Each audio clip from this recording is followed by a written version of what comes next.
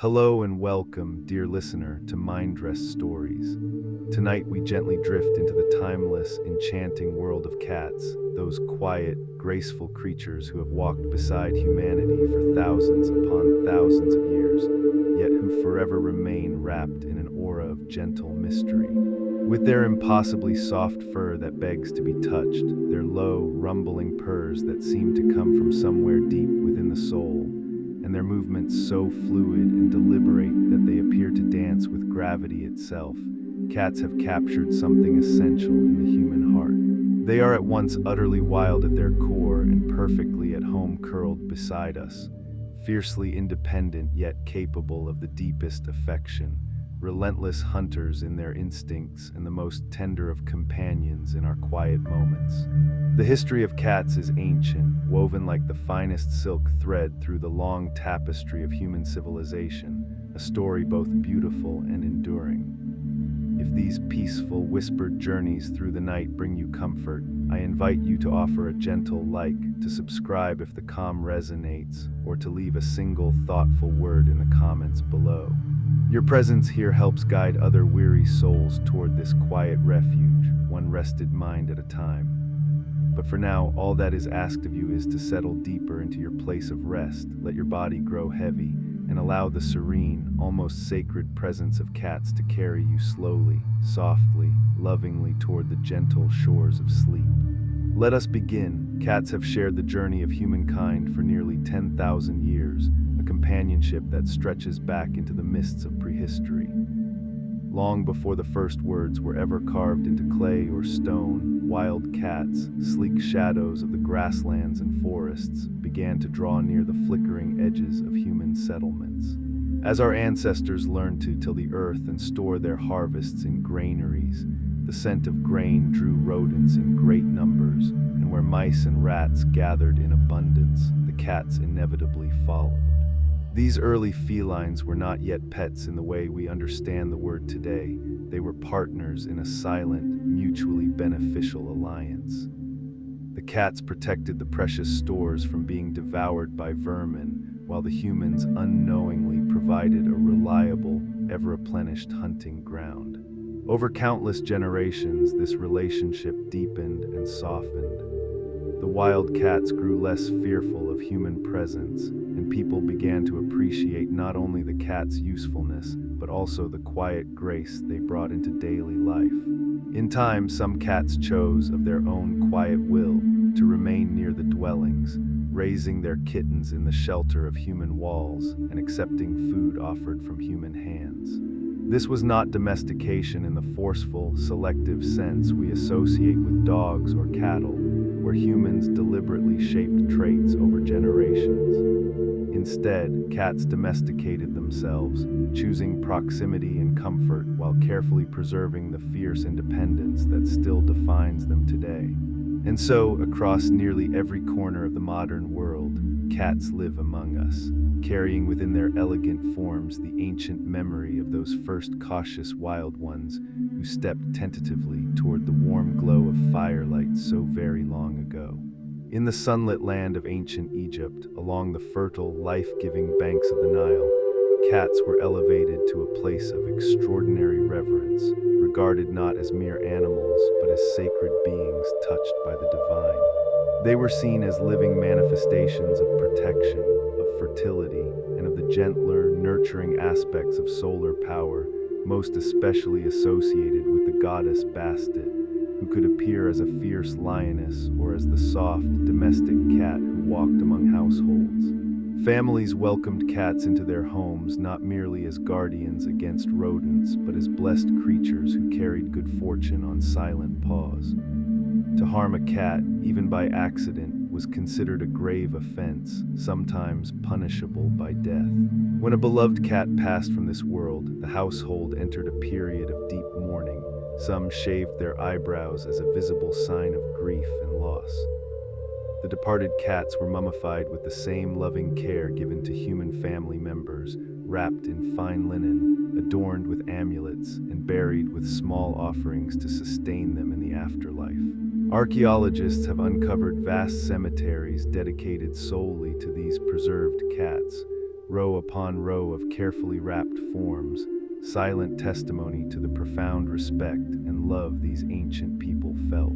The Egyptians understood something fundamental about cats: their exquisite grace, their quiet mystery, their ability to exist gracefully in the liminal space between the wild and the domestic. In honoring cats, they honored the delicate balance between civilization and the untamed natural world itself. One of the most remarkable features of a cat is the extraordinary mobility of its ears, which can rotate up to 180 degrees independently of one another.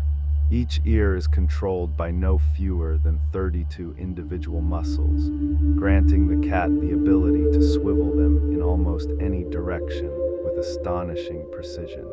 A cat can point one ear forward to listen intently to a sound directly ahead, while the other ear turns backward to monitor something behind, simultaneously gathering information from multiple sources without ever moving its head. This remarkable flexibility is essential for locating prey with pinpoint accuracy, even in complete darkness where vision is of little help. Cats can detect frequencies far beyond the range of human hearing, picking up the high-pitched, ultrasonic calls of small rodents and the faintest rustle of insects moving through grass. Even when a cat appears utterly at rest, you will often notice its ears in constant subtle motion, twitching and turning as they scan the environment for the smallest disturbance. And even in the deepest apparent sleep, those ears remain on duty, pivoting gently toward any unusual sound. This ever-alert hearing has been crucial to the cat's survival through countless millennia, both in the wild and in the safety of our homes. The next time you find yourself near a resting cat, take a moment to observe its ears. Watch how they move with quiet independence, each one functioning like a tiny, living radar dish, ceaselessly gathering information from the world around it. It is a small but powerful reminder of how finely tuned, how perfectly engineered for awareness and precision these remarkable creatures truly are. The gentle sound of a cat purring is one of the most comforting and soothing vibrations known in all of nature, a low, rhythmic rumble that seems to rise from somewhere deep within the animal's very core. Yet purring is far more than a simple expression of contentment. Scientific research has shown that the frequencies produced by a purring cat, typically falling between 25 and 50 hertz, lie within a range known to promote the healing and regeneration of tissues, to reduce both pain and inflammation, and even to improve bone density over time. Many veterinarians and researchers now believe that cats may purr not only when they are happy and relaxed, but also when they are injured, ill, stressed, or even in the final moments of life, using these gentle vibrations as a form of self-healing, a natural way to manage discomfort and accelerate recovery. This would explain why a cat might purr so steadily during the pains of labor, while recovering from injury, or in the quiet hours before the end. For us, the humans fortunate enough to share space with a purring cat, the effect is equally profound. Studies have demonstrated that simply being near this soothing vibration can lower blood pressure, decrease levels of stress hormones, and create an almost immediate sense of deep calm and well-being. The soft, steady tremor seems to resonate with something ancient and wordless inside us, gently dissolving tension and inviting the body to release into rest. To lie close to a purring cat is to be wrapped in a living sound that offers healing to both the cat who produces it and the person privileged to hear it. If there is one thing at which cats excel with effortless mastery, it is the art of sleep. On average, a healthy adult cat will devote some 16 hours of every 24 to rest, and certain individuals, particularly older cats or those especially content in their surroundings, may stretch that figure to 18 or even 20 hours a day. This is not laziness, as some might suppose. It is the perfect reflection of a predator's deeply ingrained nature. In the wild, cats are ambush hunters, relying not on endurance but on short, explosive bursts of speed and power to capture their prey.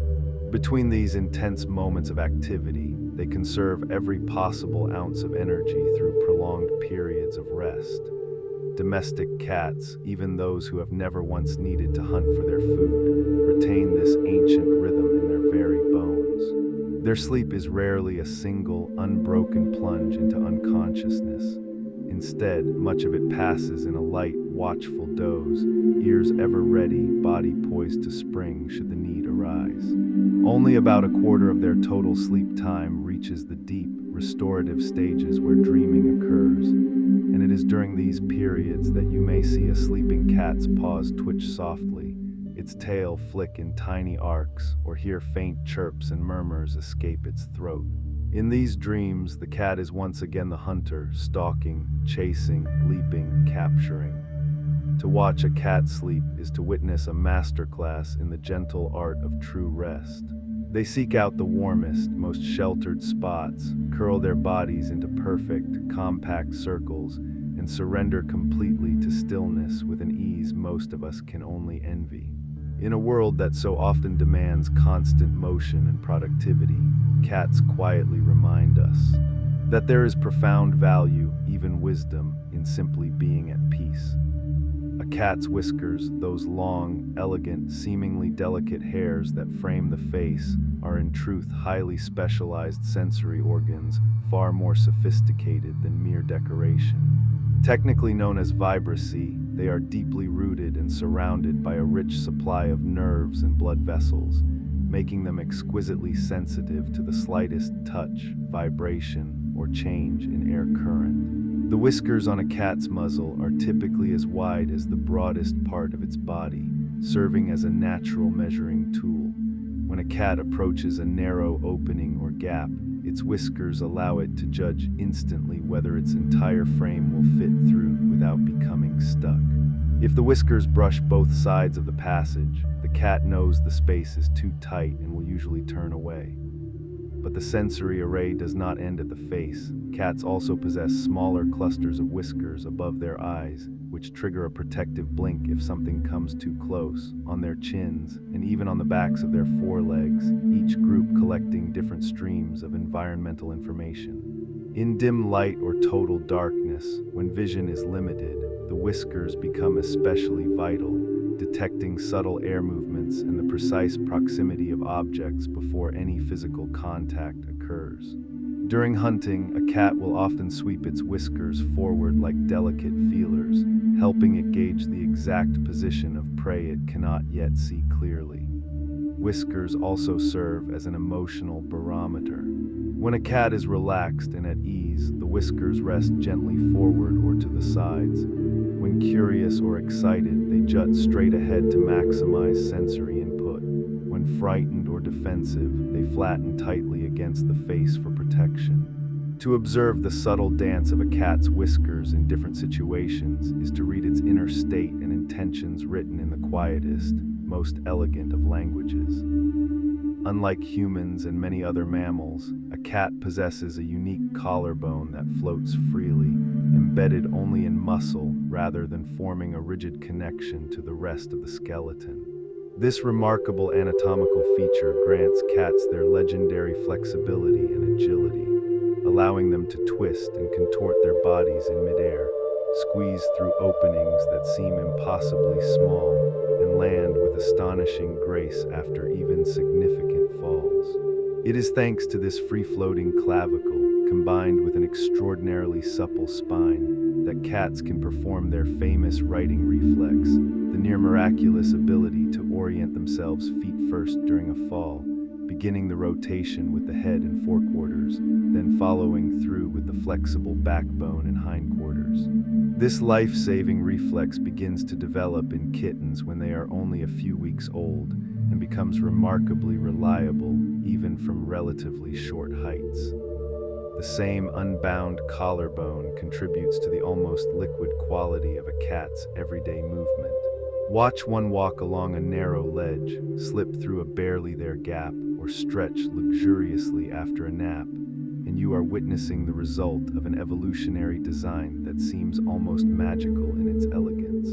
Together with a spine that contains more vertebrae than our own and far greater elasticity between each segment, These adaptations make cats among the most supremely agile creatures on Earth. They move through space as though the ordinary rules of physics bend ever so slightly in their favor, flowing with a grace that has captivated human observers for millennia. When a kitten first enters the world, it arrives small, fragile, and utterly dependent upon its mother for survival. Its eyes are sealed tightly shut, its tiny ears folded flat against its skull, rendering it blind and deaf in those earliest days. For the first week or more, the newborn relies entirely upon its senses of touch, warmth, and smell to navigate, instinctively seeking the comforting heat of its mother's body and finding milk with unerring accuracy. Around 7 to 10 days after birth, the kitten's eyes begin to open, revealing cloudy, pale blue irises that will gradually change to their permanent color in the coming weeks. The folded ears slowly unfurl and rise, allowing the kitten to begin perceiving the world of sound for the very first time. These early days and weeks are crucial for neurological and behavioral development. Even with such limited senses, the kitten is already forging the neural pathways that will shape how it moves, hunts, and interacts for the rest of its life. By 3 weeks of age, most kittens can see and hear well enough to leave the nest and begin exploring, though their movements are still unsteady and prone to comical misadventures. They stumble on wobbly legs, bump into objects, and learn through trial, error, and endless curiosity. To witness a kitten's gradual awakening to the richness of the world is to behold a tiny miracle unfolding before your eyes, a fragile creature transforming, day by day, into the confident, graceful being we know and love. All kittens are born with eyes of a soft, hazy blue, a temporary shade caused not by true pigmentation, but by the way light scatters through the still developing structures of the iris. As the weeks pass, specialized cells known as melanocytes begin to produce pigment, and the kitten's true eye color slowly emerges, a process that often begins around 6 to 7 weeks of age and may continue for several months. Some cats retain their striking blue eyes into adulthood, particularly certain breeds such as the Siamese or Ragdoll, while others transition to rich shades of green, gold, amber, or deep copper. The final color is determined entirely by genetics, specifically by the amount and type of melanin deposited in the iris. This gradual revelation of color is one of the quiet wonders of watching a kitten mature. Eyes that once appeared almost uniformly pale and undefined slowly gain depth, brilliance, and individuality, mirroring the unique personality that is also coming into focus. It is a small but beautiful reminder that even the most delicate details in nature follow patterns of exquisite complexity and grace. In the whimsical language humans have created to describe the animals we love, a gathering of adult cats is charmingly known as a clouder, a word that carries an old-fashioned, almost magical quality, conjuring images of cats lounging together in sun-warmed courtyards or moving as a silent group through shadowed alleys.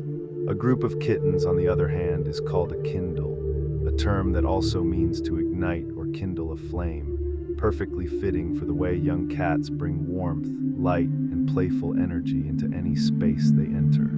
There are other delightful terms as well. A male cat is traditionally called a tom, while a female is known as a queen, a title that seems entirely appropriate given the regal bearing so many female cats naturally possess. Groups of wild or feral cats that share a common territory and social structure are often referred to as colonies. These collective nouns and descriptors are more than mere linguistic curiosities.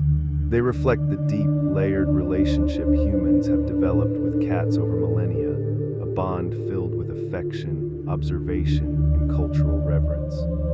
We have crafted an entire vocabulary dedicated to capturing something of their essence, each word a small, loving tribute to the special place cats hold in our lives and imaginations. If you watch a cat closely, particularly when it is just waking from sleep or perhaps feeling slightly unwell, You may notice a thin, translucent membrane sliding gently across the inner corner of its eye. This is the third eyelid, also known as the nictitating membrane or haw, a delicate protective structure that most of the time remains hidden, tucked neatly away.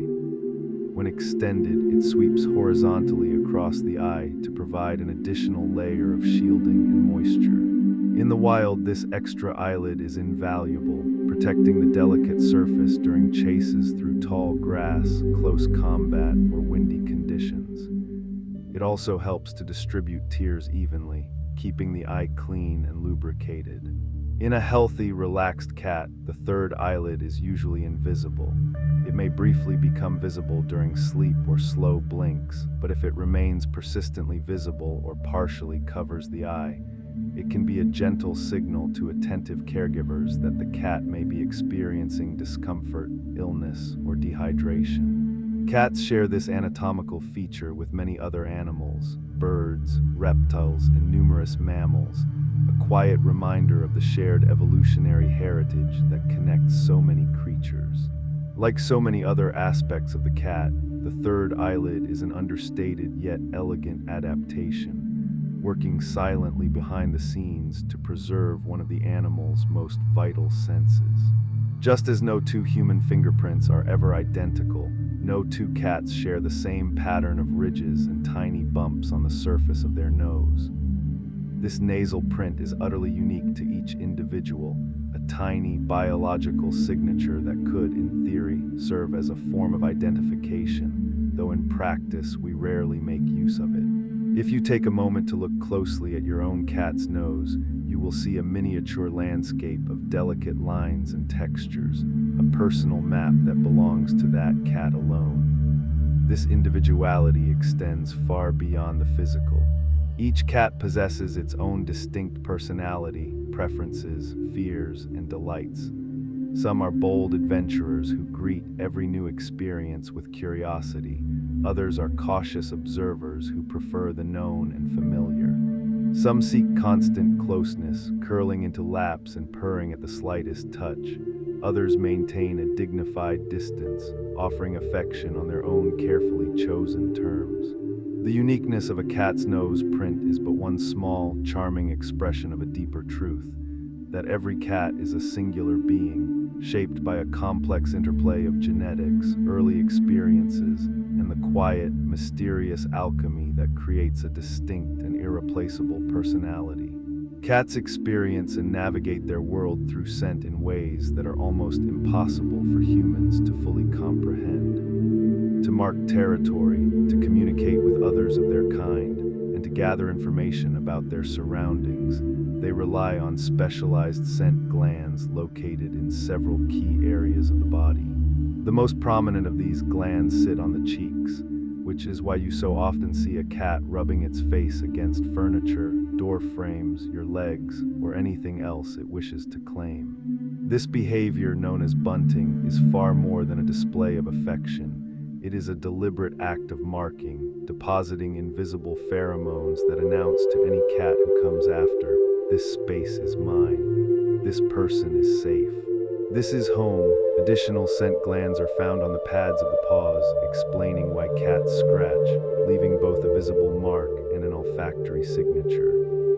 The base of the tail also carries scent glands, and cats will often rub this area against objects or people when they feel particularly secure in content. To us, these marks are invisible, but to a cat they create a rich, layered map of the environment, every corner, every surface holding information about who has passed by, when, and in what emotional state. In a home with multiple cats, this scent-based communication becomes even more intricate, a silent, ongoing conversation written entirely in molecules. When your cat rubs against you, it is not merely showing love. It is incorporating you into its family scent profile, marking you as part of its safe and trusted inner circle. There are few gestures more touching or intimate than when a cat approaches you, arches its back slightly, and presses the length of its head and body against your leg or hand in a slow, deliberate rub. This behavior is both an expression of deep trust and affection, and at the same time, a practical act of scent sharing.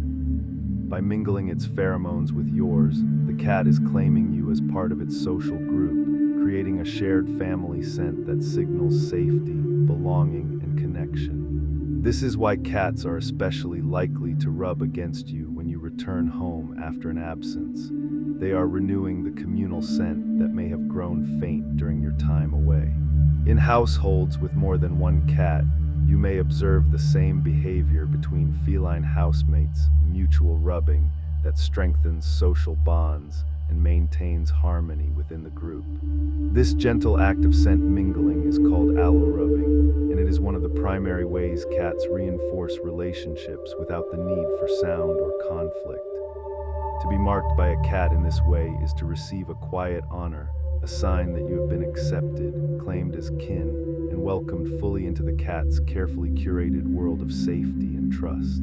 While dogs are justly famous for their expressive barking, cats possess a vocal repertoire that is far more varied and subtle, with researchers estimating that they can produce well over 100 distinct sounds, each carrying its own meaning and used in specific contexts. Beyond the familiar meow, which adult cats use almost exclusively to communicate with humans rather than with other cats, there are trills, cheer-ups, chattering noises, hisses, growls, yowls, and of course, the ever-present purr. A soft trill often serves as a friendly greeting or an invitation to follow. The staccato chattering many cats make while watching birds through a window expresses a mixture of excitement and frustration. A hiss is an unmistakable warning to back away. A yowl can signal distress, territorial disagreement, or the urgency of mating season. This astonishing range of vocalizations reveals the true complexity of feline communication. Cats may be less overtly demonstrative than dogs, but they are every bit as expressive once you learn to listen closely to both the sounds themselves and the situations in which they occur. The meow, that quintessential sound we associate so strongly with cats, is actually a vocalization that adult cats developed and refined almost exclusively for communicating with humans. In the wild, adult cats rarely, if ever, meow at one another. They rely instead on body language, scent marking, and a wide array of other calls and growls. Kittens, however, meow frequently to gain their mother's attention, and it is this early usage that cats later adapted for their interactions with us. Over thousands of years of coexistence, cats have learned which specific tones, pitches, and patterns of meowing are most likely to elicit a response from their human companions, whether that response is food, a door opening, affection, or simply acknowledgement. Many attentive cat owners can distinguish between different meows. The short, insistent cry for food, the softer, questioning meow asking to be let outside, the drawn-out, complaining meow that demands immediate attention. This is a remarkable example of interspecies communication, a sound that exists primarily in the space between human and cat, a language that cats have shaped and perfected specifically for us. When your cat looks up at you and meows, it is speaking a dialect that evolved over millennia for exactly this moment, this connection. The almost supernatural sense of balance that allows cats to walk along narrow fences, leap confidently from one surface to another, and navigate cluttered spaces with such assurance is largely the result of a highly developed vestibular system located within the inner ear. This intricate biological mechanism constantly monitors the position and movement of the head, providing the cat with an acute awareness of its body's orientation in three-dimensional space.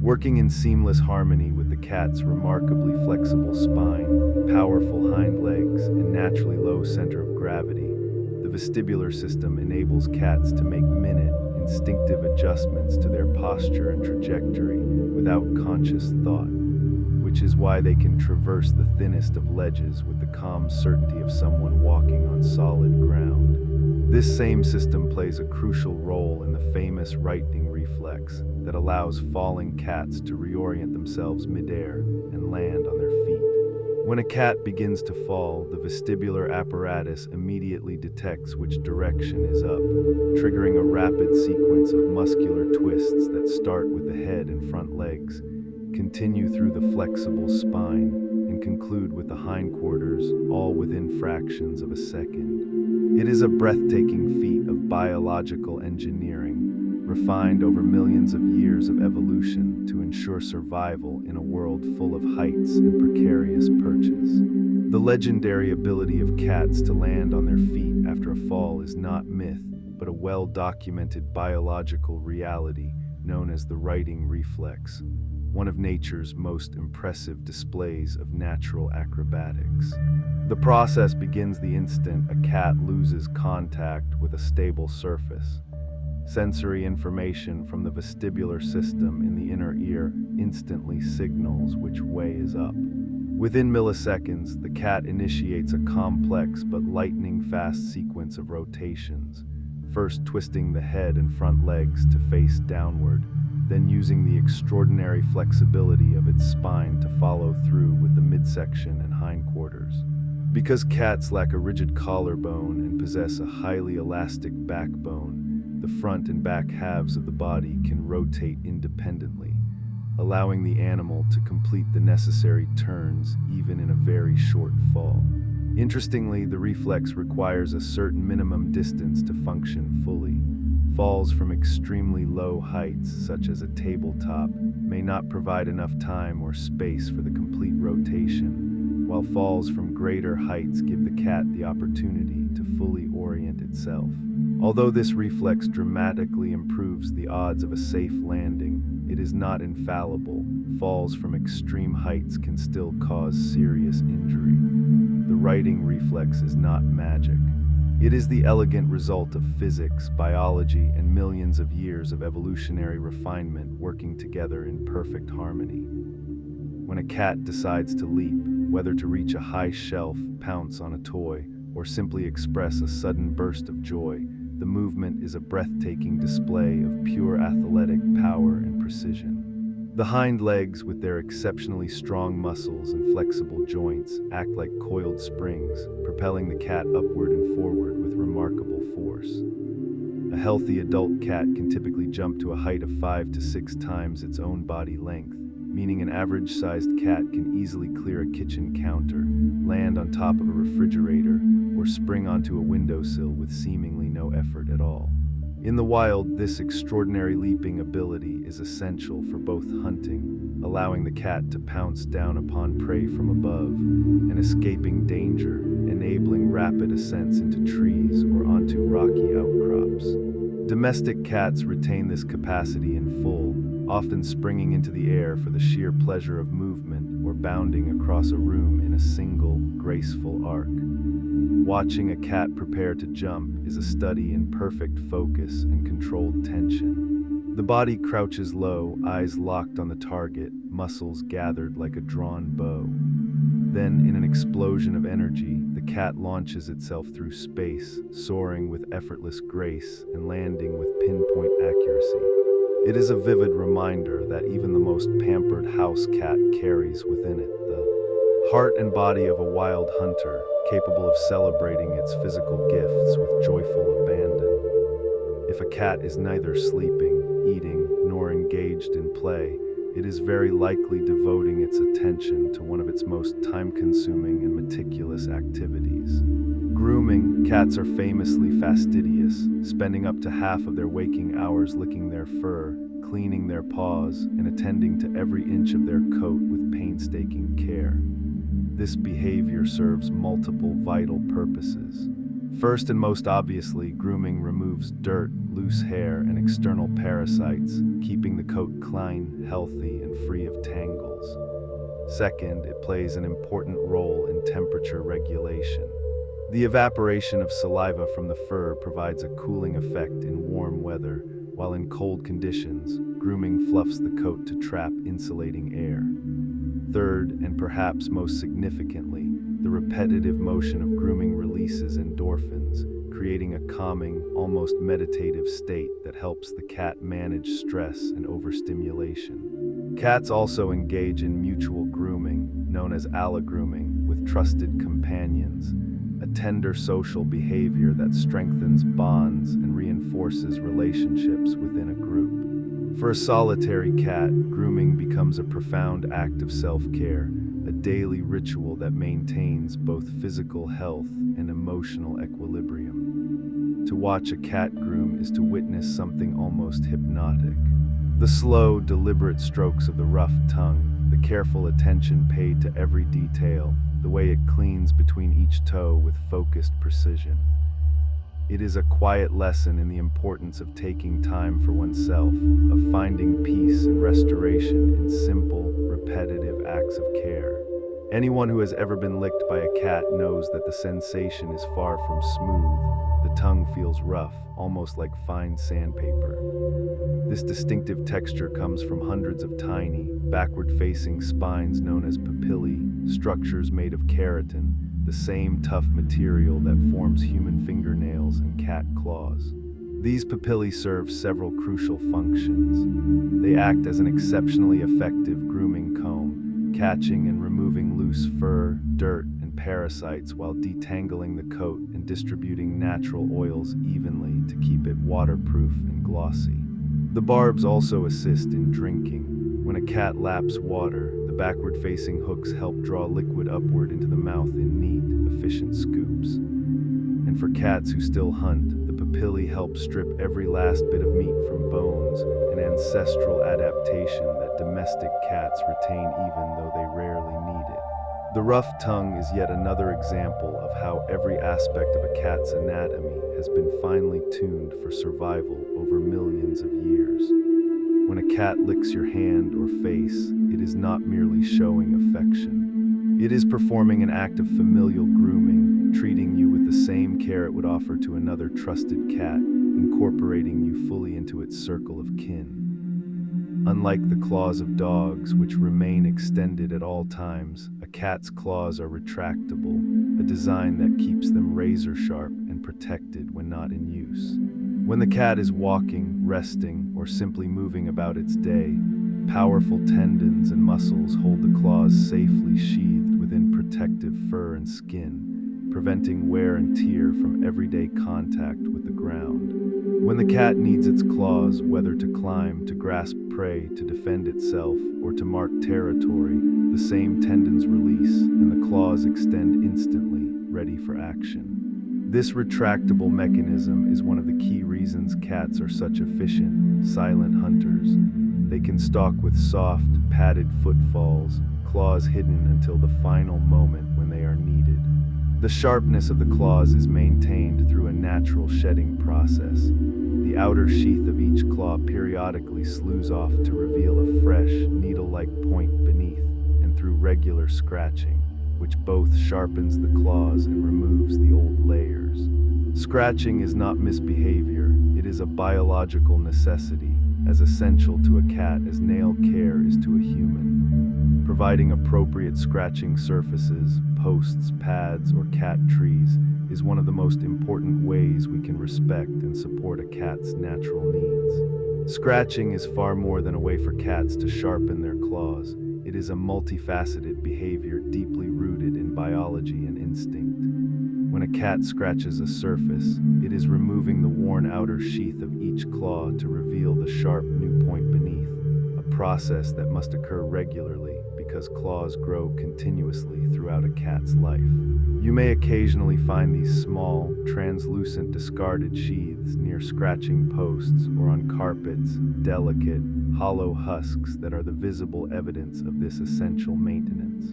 Beyond claw care, scratching also serves to stretch and flex the muscles of the legs, shoulders, and back, a full-body stretch that feels especially satisfying after a long nap, much like a human reaching for the ceiling upon waking. Additionally, scratching deposits scent from the glands located in the paw pads, leaving both a visible mark and an olfactory message for other cats. This is my space. For a cat, then, scratching is simultaneously physical upkeep, satisfying exercise, and a form of silent communication, all rolled into one instinctive behavior. Understanding this helps cat owners respond with compassion rather than frustration, providing suitable scratching outlets and gently redirecting the behavior away from furniture. Cats do not scratch out of spite. They scratch because they are cats, following patterns of behavior that have served them well for millions of years. Cats possess a field of vision significantly wider than that of humans, giving them a marked advantage in detecting movement on the periphery. When you look directly into a cat's forward-facing eyes, you are meeting the gaze of a natural-born hunter. Those large, round eyes provide excellent depth perception and binocular vision, crucial for accurately judging distances when leaping toward prey. Yet what truly sets feline vision apart is the breadth of the visual field, approximately 200 degrees compared to our roughly 180. This wider peripheral range allows a cat to spot the slightest motion to either side without needing to turn its head, offering a substantial edge when stalking or remaining vigilant for danger. There is, however, a trade-off. In gaining this panoramic view, cats sacrifice some fine detail and acuity, particularly at greater distances. Their vision is optimized for detecting and tracking movement rather than for discerning intricate patterns or reading fine print. Up close, within about a foot, cats actually struggle to focus clearly, which is why they often sniff or touch an object brought near their face rather than simply staring at it. But in the mid-range distances where hunting most often occurs, a cat's vision is superb, excelling at following erratic motion, which explains why even the most well-fed house cat will become utterly transfixed by a fluttering moth, a rolling toy, or a piece of string dragged across the floor. Their eyes are perfectly tuned for the chase, for the moment when movement transforms into opportunity. It is a common belief that cats can see perfectly in complete and utter darkness, a myth that persists despite being untrue. While cats possess night vision far superior to our own, they still require at least some minimal source of light to see clearly. The secret to their remarkable low-light ability lies in the structure of their eyes.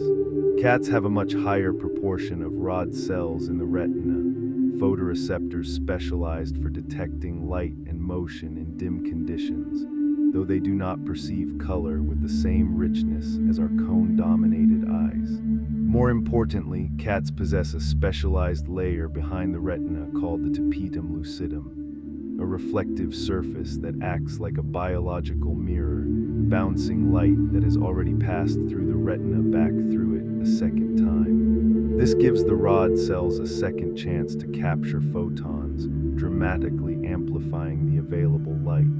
It is this tapetum lucidum that causes a cat's eyes to glow eerily when light shines on them in the dark.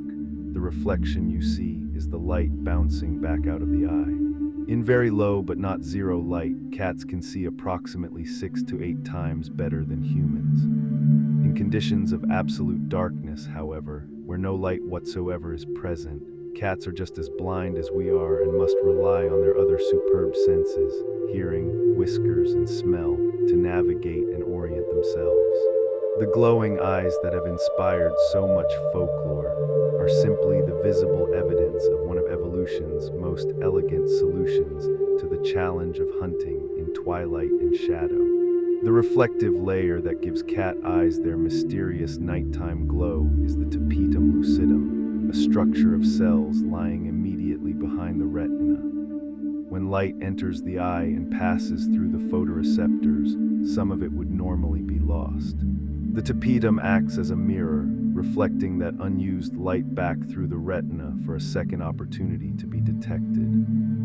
This second pass mechanism significantly enhances vision in low-light conditions, making cats formidable hunters during the crepuscular hours of dawn and dusk.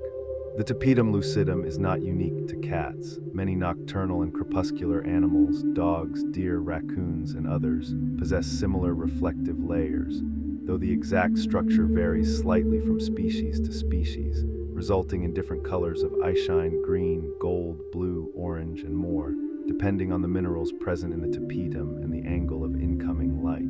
For cats whose ancestors hunted most successfully in the half-light between day and night, this adaptation is particularly well developed, a perfect example of evolution crafting an efficient, almost poetic solution to an environmental challenge. When you catch the brief, otherworldly gleam of a cat's eyes at night, you are witnessing millions of years of refinement made visible in an instant of reflected light.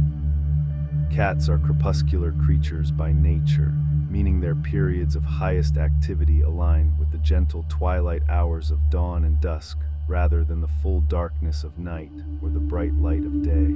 This behavioral rhythm is inherited directly from their wild ancestors, whose primary prey, small rodents, birds, and insects, were also most active during these low-light periods. Hunting at twilight offered several natural advantages. The dimmer light provided cover for stalking without being easily seen, while the cat's superior night vision gave it a decisive edge over its targets. Even though domestic cats no longer need to hunt for survival, this crepuscular pattern persists strongly in their internal clocks. You may notice your cat becoming especially playful, energetic, or demanding of attention in the early morning just before sunrise or in the evening as the light begins to fade, racing through the house, pouncing on toys, or engaging in what many owners affectionately call the zoomies. This is not random or mischievous behavior. It is simply the cat's biology signaling that this is the time nature intended for hunting and activity. For indoor cats especially, providing interactive play sessions during these peak periods can help satisfy deep-seated instincts, burn off excess energy, and lead to a more harmonious and restful night for everyone in the household. Understanding and working with, rather than against, a cat's natural crepuscular rhythm is one of the keys to creating a peaceful coexistence. A cat's whiskers are not merely charming facial features. They are precision instruments of extraordinary sensitivity, and one of their most practical uses is helping the cat determine whether it can safely pass through a narrow space. Because the whiskers on a cat's muzzle are approximately as wide as the broadest part of its body, they function as a built-in measuring device. When a cat approaches a potential opening, a gap in furniture, a partially open door, a space between boxes, it extends its whiskers forward. If the whiskers pass through without touching the sides, the cat knows its body will fit comfortably. If the whiskers brush against both edges, the cat immediately understands that the space is too constricted and will usually back away to avoid becoming wedged. This rapid, instinctive calculation happens without conscious thought. A beautiful example of how seamlessly the cat's body integrates sensory information into decision-making. Beyond simple measurements, whiskers also detect minute changes in air currents and can sense the presence of nearby objects without direct contact, making them invaluable for navigation in darkness or in tight, confined areas where vision is limited or useless. Cats also have smaller sets of whiskers above their eyes, which trigger a protective blink if something approaches too closely, and on the backs of their forelegs, which help them sense the exact position and movement of captured prey. Whiskers are so finely tuned that some cats experience discomfort, sometimes called whisker fatigue, when forced to eat from narrow bowls that constantly press against these sensitive hairs. Respecting a cat's whiskers means understanding their critical importance and providing an environment where they can use these remarkable sensory tools without unnecessary stress. Even a cat that has lived its entire life indoors, never missed a single meal, and has never once needed to catch its own food still carries within its DNA an extraordinarily powerful prey drive. This drive is not about hunger. It is about instinct, practice, and the deep neurological satisfaction that comes from engaging in behaviors hardwired into the feline brain over millions of years. This is why a well-fed house cat will still crouch low and stalk a piece of string, why it will suddenly race after a toy mouse, and why it will pounce with focused intensity on a scrap of paper blown across the floor. The complete hunting sequence, stalk, chase, pounce, capture, and sometimes play with or carry the prey, remains fully intact, even when the final step, eating, is unnecessary. In the wild, the sequence would end with consumption. In the domestic setting, it often ends with the cat simply losing interest once the object stops moving. This can be puzzling or even disappointing to human observers, especially when a cat brings home a dead mouse or bird only to ignore it moments later. The cat was not hunting for sustenance. It was fulfilling a profound biological and psychological need. For indoor cats especially, regular opportunities to engage in play that mimics the full hunting sequence are essential for both mental stimulation and physical health. Interactive toys that move erratically, feather wands, laser pointers, small motorized mice, provide a safe and satisfying outlet for these ancient instincts. Denying a cat the chance to hunt, even in play, can lead to boredom, frustration, and sometimes behavioral issues. Understanding and honoring the prey drive is one of the most important ways we can help a domestic cat thrive. One of the more perplexing, and for some owners, unsettling, behaviors that cats display is the habit of bringing gifts of dead or dying prey to their human companions. A mouse carefully placed on the doorstep, a bird laid gently on the bed, an insect presented with quiet pride. While these offerings can provoke reactions ranging from horror to confusion to reluctant amusement, it is important to try to understand the behavior from the cat's perspective. Several theories exist, and the truth may involve a combination of them. Some researchers believe the cat is sharing its catch with a member of its social group, just as cats in feral colonies will sometimes share food with one another. Others suggest, especially in the case of female cats, that the behavior is an attempt to teach the human how to hunt, much as a mother cat would bring live or dead prey to her kittens to help them practice essential skills. Because many cats appear to view their humans as somewhat incompetent members of the family when it comes to hunting, they may be trying to offer instruction in the kindest way they know. A third possibility is simpler. The cat is bringing its prize to the safest place it knows, its home territory, where it feels secure enough to consume, play with, or simply store the catch. Whatever the precise motivation, this behavior is rooted in trust, affection, and social bonding. The cat is including you in its world, sharing something it values highly. Responding with anger or disgust can confuse and distress the cat. The kindest response is usually a gentle acknowledgement of the gesture, quiet disposal of the gift when the cat is not looking, and appreciation for the compliment it represents.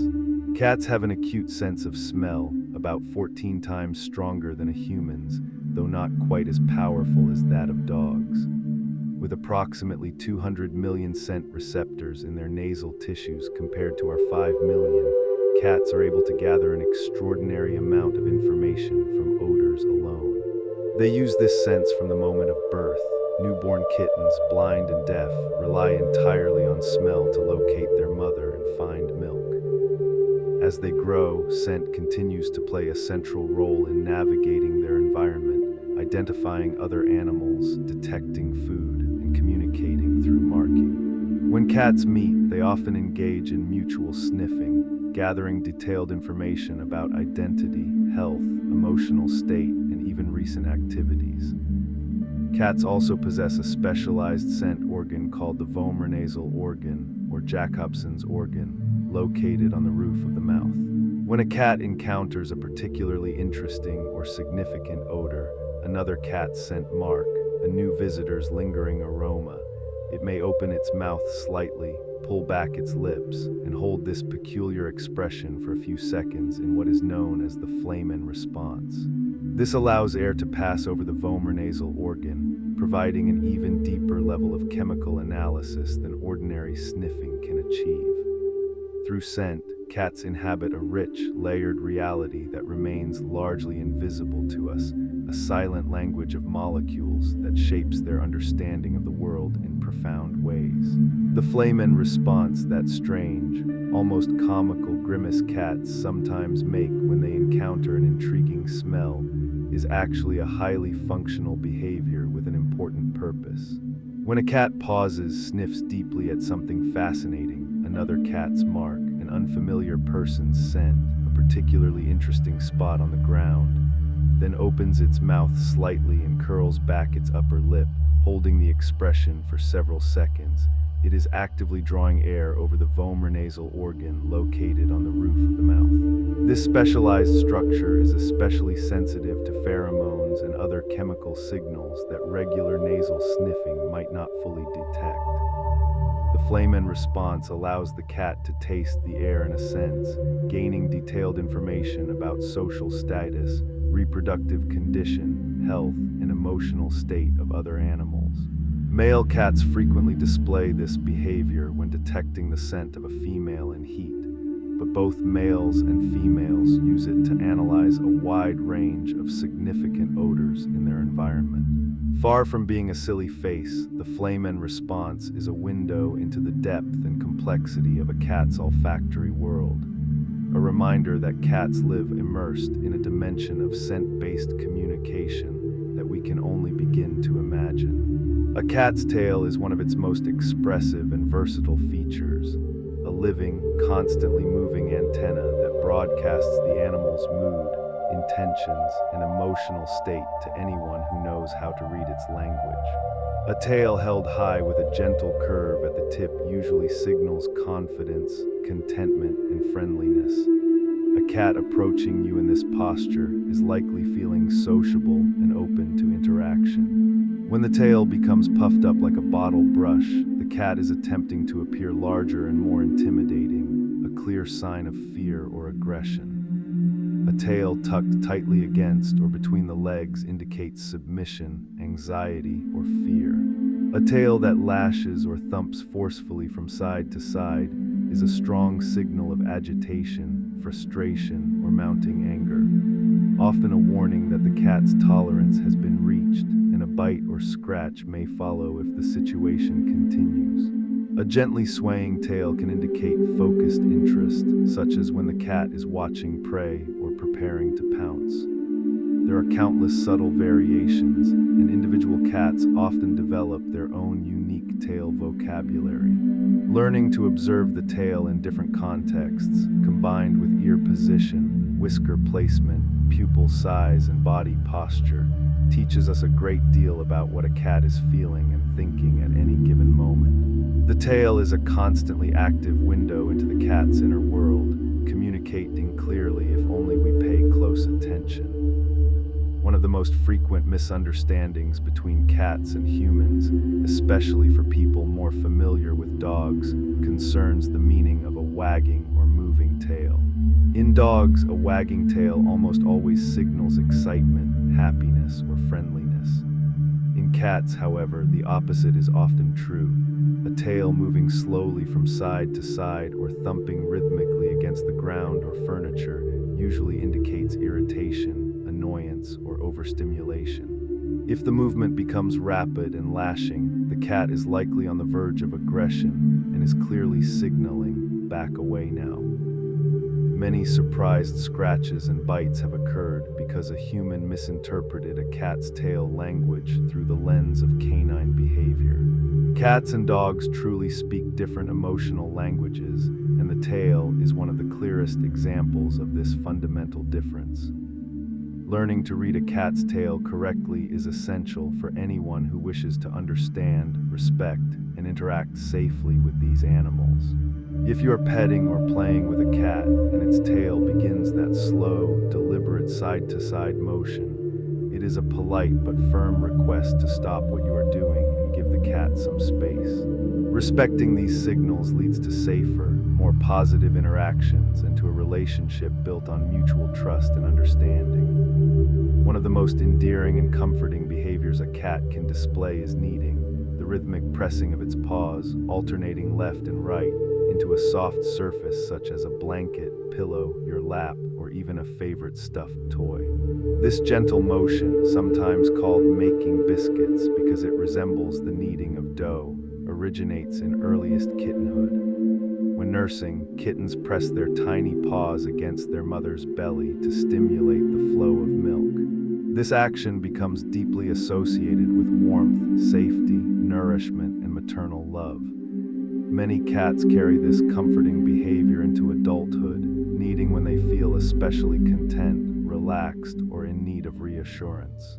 Some cats need before settling down to sleep, as though preparing their resting place the way their wild ancestors might have patted down grass or leaves to create a comfortable nest.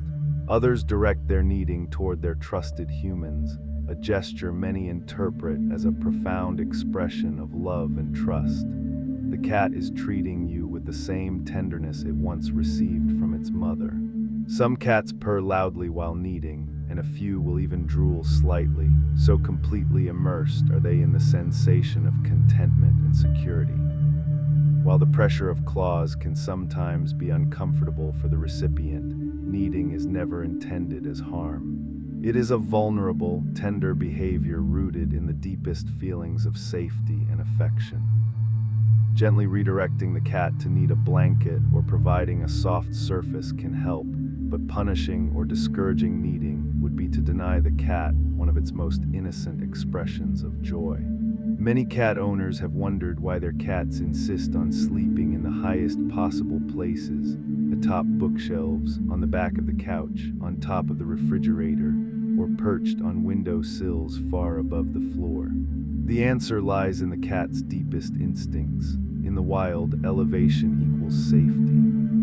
A cat resting on a high branch or rocky ledge is far less vulnerable to ground-based predators and enjoys a commanding view of the surrounding territory, allowing it to spot both prey and threats from a secure vantage point. Even though domestic cats face no such predators in our homes, this instinct remains powerful. High places provide a sense of security, control, and oversight. From an elevated perch, the cat can survey its entire domain, monitor the movements of household members, and retreat to a quiet, safe space when it feels overwhelmed by activity, noise, or the presence of other animals. In multi-pet households or homes with young children or dogs, high perches become especially important as places of escape and tranquility. Providing vertical space through cat trees, wall-mounted shelves, cleared-off high furniture, or window perches dramatically improves a cat's quality of life. It allows the expression of natural behaviors, reduces stress, and gives the cat choices about where and how to spend its time. When a cat climbs to a favorite high spot, circles once or twice, and then settles in with a sigh, it is not merely resting. It is claiming its throne, a place of safety and quiet power from which it can observe the world on its own terms. While cats may sometimes seem mysterious, almost alien in their independence, their brains share a remarkable degree of structural similarity with our own, approximately 90% in basic architecture. Both species possess a cerebral cortex divided into lobes responsible for processing sensory information, making decisions, planning actions, and storing memories. The presence of gray matter, where processing occurs, and white matter, which connects different regions, is fundamentally the same, as are the major neurotransmitters that allow communication between neurons. Of course, there are significant differences. A cat's brain is much smaller, weighing only about 30 grams compared to the human average of 1,400 grams. Yet despite this difference in size, the feline brain is highly efficient, particularly in regions dedicated to hunting, coordination, sensory processing, and quick reactions. Importantly, the structural similarities extend to areas involved in emotion. Cats experience fear, joy, anger, affection, and contentment in ways that are neurologically recognizable to us. They form both short-term and long-term memories, learn from experience, and can even display complex social behaviors based on those memories. This high degree of neurological similarity is a large part of what makes the bond between humans and cats possible. We are not so very different after all, and this shared foundation of brain structure allows for genuine understanding, empathy, and connection across the species divide. Cats possess remarkably strong long-term memories, especially for information related to survival, territory, social relationships, and emotionally significant events. While a cat may not remember where it left a favorite toy from one day to the next, it will remember the location of reliable food sources, safe hiding places, and the boundaries of neighboring cats' territories for years.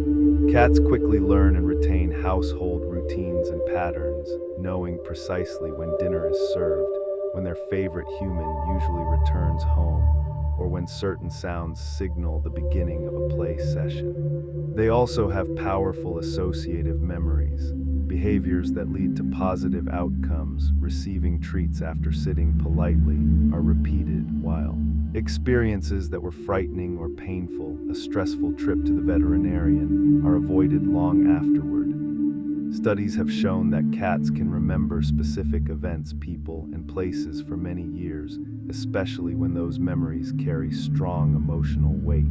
This is why a cat may remain wary of a particular veterinary clinic long after a single unpleasant visit, or why it may run to greet a person it hasn't seen in several years. Memory in cats is not a trivial faculty. It is a vital survival tool that allows them to learn what is safe and what is dangerous, to navigate their social world, and to form the lasting bonds that give their lives depth and meaning. Just as no two human faces are exactly alike, no two cats have whiskers arranged in precisely the same pattern. While all cats possess whiskers in the same general locations, on the muzzle, above the eyes, on the chin, and on the backs of the forelegs, the exact positioning, length, thickness, and curvature of each whisker is unique to the individual. This distinct whisker pattern is not merely a cosmetic difference. Because whiskers are such important sensory organs, their precise arrangement contributes to each cat's individual sensory experience of the world. Some cats have particularly long, luxurious whiskers that sweep outward in elegant arcs.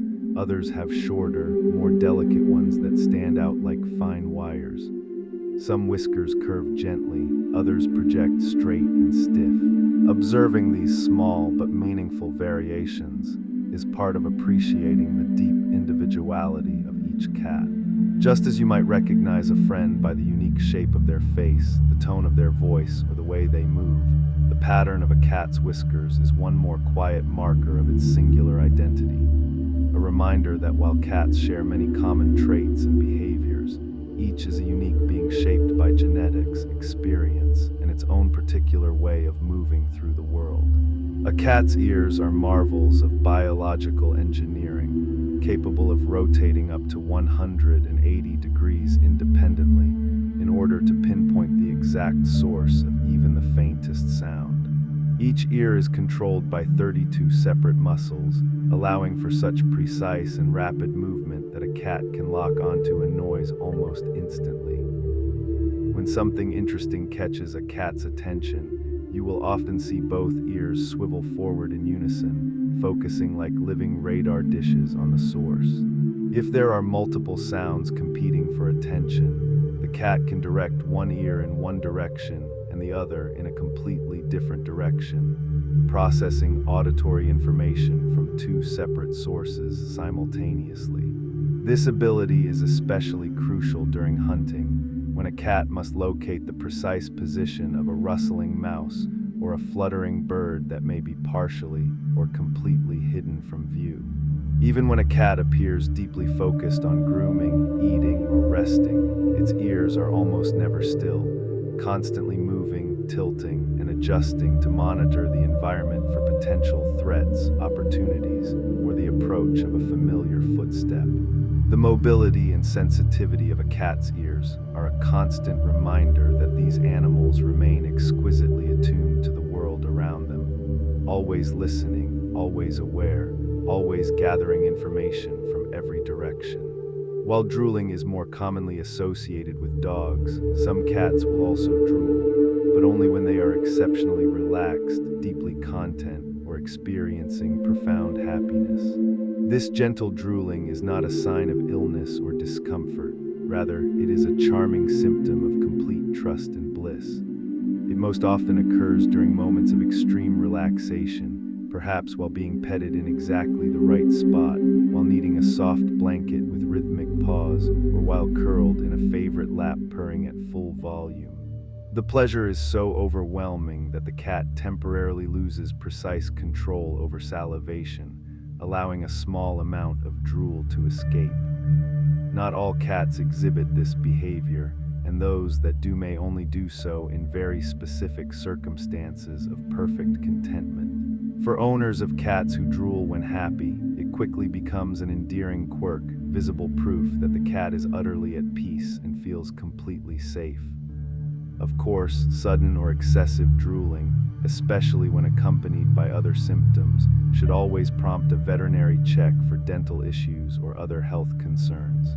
But when the drooling occurs in the context of loud purring, half-closed eyes, gentle kneading, and a completely relaxed body, you can be confident that you are witnessing a moment of profound feline happiness, a rare and touching display of vulnerability, trust, and the deepest possible affection. In the subtle and nuanced language of cats, direct, prolonged eye contact is often interpreted as a challenge or a potential threat, which is why many cats will look away when stared at too intently. Yet there is one form of eye contact that carries exactly the opposite meaning: the slow blink.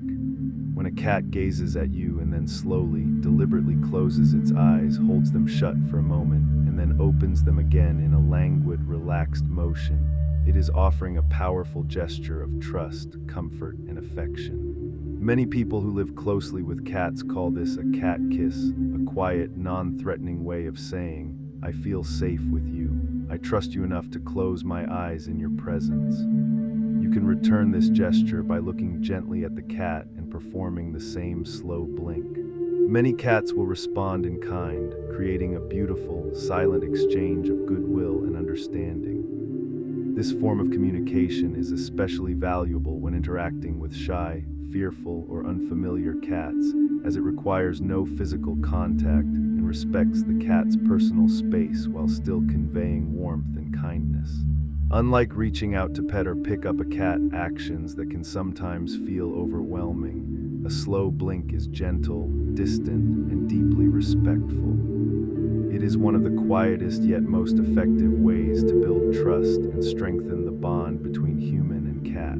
If you have ever watched a cat staring intently out a window at birds, squirrels, or other small creatures just beyond the glass, you may have heard a strange, rapid chattering or chittering sound, often accompanied by twitching whiskers and a slight quivering of the lower jaw. This behavior, commonly called chattering, is both fascinating and somewhat mysterious, and animal behaviorists have proposed several explanations. One popular theory is that the chattering mimics the quick biting motion a cat would use to deliver a killing bite to prey, a kind of rehearsal or frustrated expression of the action the cat cannot perform because of the glass barrier.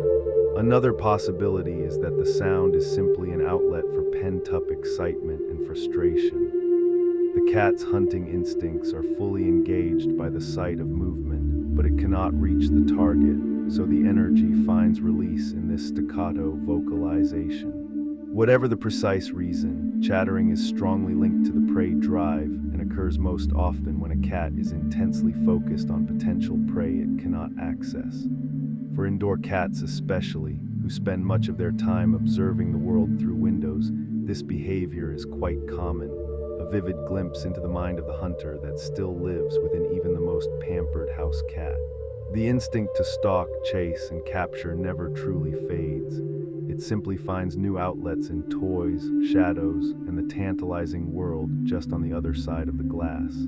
Just as humans have personal boundaries and preferences about physical touch, so too do cats, and these preferences can vary dramatically from one individual to another. While most cats enjoy being petted on the head, cheeks, and chin, areas where scent glands are concentrated and where touch reinforces social bonding, many become uncomfortable or even defensive when touched on the belly, paws, or tail. A cat that rolls onto its back to expose its soft underside is usually demonstrating trust and relaxation, not necessarily inviting a belly rub. For many cats, the belly is one of the most vulnerable parts of the body, and any attempt to touch it can trigger an instinctive defensive reaction, grabbing with all four paws and biting, not out of aggression, but out of a sudden feeling of threat. The paws and tail are similarly sensitive areas for most cats. These parts are used for balance, hunting, and defense, and handling them can feel intrusive or alarming. Learning to respect each cat's individual comfort zones requires patience, careful observation, and attention to body language. If the ears flatten, the tail begins to twitch, the whiskers pull back, or the cat suddenly pulls away, it is signaling discomfort and asking for the interaction to stop. Respecting these boundaries is essential for building trust. A cat that feels understood and safe is far more likely to seek out affection and relax fully in your presence. Forcing contact or ignoring clear signals can erode trust and lead to fear or defensive behavior over time. While all cats are capable of vocalizing, the amount and intensity of vocalization vary enormously from one individual to another, with both breed and personality playing significant roles. Certain breeds, most notably the Siamese, but also other Oriental breeds such as the Balinese and Tonkinese, are famously chatty, known for their loud, frequent, and often very insistent vocalizations. These cats will talk to their owners throughout the day, offering opinions about meal times, door openings, perceived injustices, and virtually everything else happening in their world. On the quieter end of the spectrum, breeds such as the British Shorthair, Russian Blue, or certain lines of Persian tend to be more reserved, vocalizing primarily when they have a specific need or feel strongly about something. Yet even within the same breed, individual personality makes an enormous difference. Some cats are naturally more communicative, engaging in what feels like ongoing conversation with their humans, while others remain mostly silent, relying on body language and subtle signals to express themselves. For people who enjoy a highly interactive, talkative companion, a vocal cat can be delightful, a constant source of engagement and personality. For those who prefer a quieter household, a less vocal cat may be a better match. Understanding and appreciating your cat's unique communication style, whether it is chatty or nearly silent, is an important part of accepting and celebrating the individuality that makes each cat so special. Compared to humans, who possess around 9,000 taste buds, cats have only about 470, meaning their sense of taste is far less developed and plays a secondary role to their extraordinary sense of smell and their sensitivity to texture when evaluating food. A cat with even a mild stuffy nose from a cold may refuse food it would otherwise eat eagerly, not because the taste has changed, but because it cannot properly smell the meal. Smell is the primary sense cats use to determine palatability. Interestingly, cats completely lack the ability to taste sweetness. They do not possess the genetic receptors necessary to detect sweet flavors, a trait shared by very few mammals. This absence makes perfect evolutionary sense. As obligate carnivores whose natural diet consists almost entirely of meat, cats have no biological need to identify or seek out sweet foods such as fruits or honey. Their taste preferences are tuned instead to detect salt, sour, and especially bitter flavors, the latter serving as an important safeguard against potentially toxic substances. When selecting food for a cat, therefore, strong aroma, appropriate texture, and high-quality animal protein matter far more than human notions of flavor or sweetness. A cat's palate is calibrated for the diet of a predator, where the rich scent and mouthfeel of meat are the true measures of appeal. The inability of cats to taste sweetness is not a flaw, but a precise evolutionary adaptation that perfectly reflects their needs as obligate carnivores. In the wild, a cat's diet consists almost exclusively of animal tissue, small mammals, birds, reptiles, and insects, with virtually no exposure to sugary plant matter. Over millions of years, the gene responsible for producing the taste receptor that detects sweetness became non-functional in the feline lineage. Without any evolutionary pressure to maintain the ability to taste sugar, it was gradually lost. Today, all cats, from tiny house kittens to lions and tigers, lack functional sweet receptors. This has practical implications for domestic cats. While a dog might eagerly beg for a bite of cake, ice cream, or candy, a cat will typically show no interest whatsoever, not out of superior self-control, but because it literally cannot perceive the sweetness. Sugary foods are not only unappealing to cats, they can also be harmful, as feline digestive systems are not designed to process high levels of carbohydrates efficiently. This seemingly small quirk of taste is a beautiful illustration of how closely a species' senses are tied to its ecological niche. Every detail of a cat's biology, from teeth to tongue to digestive tract, reflects its identity as a dedicated hunter of meat. In the wild, a mother cat serves as both devoted caretaker and essential teacher to her kittens. Once her litter reaches about 4 weeks of age and begins to transition to solid food, she starts bringing them prey, first dead animals for the kittens to explore, sniff, paw at, and practice biting without risk.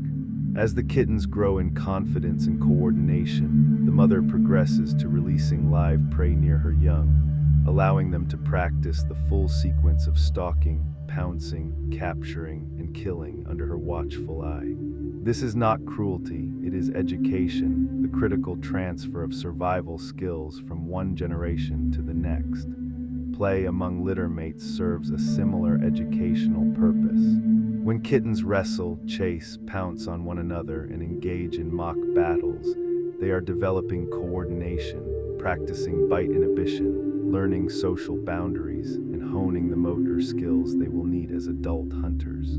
Domestic cats retain these teaching instincts even when actual hunting is unnecessary. A mother cat raising kittens indoors will still engage in play that mimics hunting sequences, and even cats separated from their mothers at an early age will instinctively play hunt with toys, guided entirely by internal programming. This passing down of knowledge, both through direct demonstration and through the structured freedom of play, is a fundamental aspect of what it means to be a cat.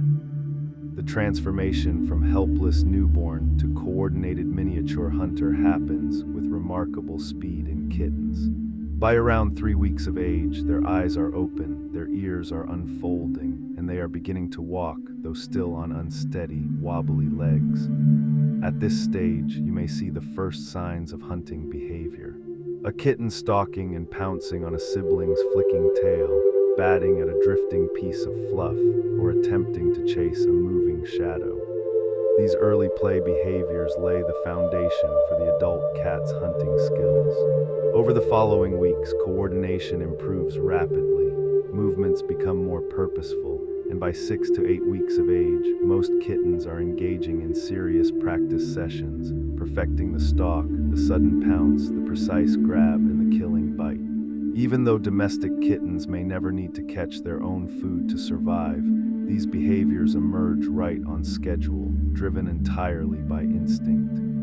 Providing young kittens with safe, appropriate toys and plenty of opportunities for interactive play is not just entertainment. It is actively supporting their neurological and physical development, allowing them to practice skills that are essential to their sense of well-being and their identity as cats.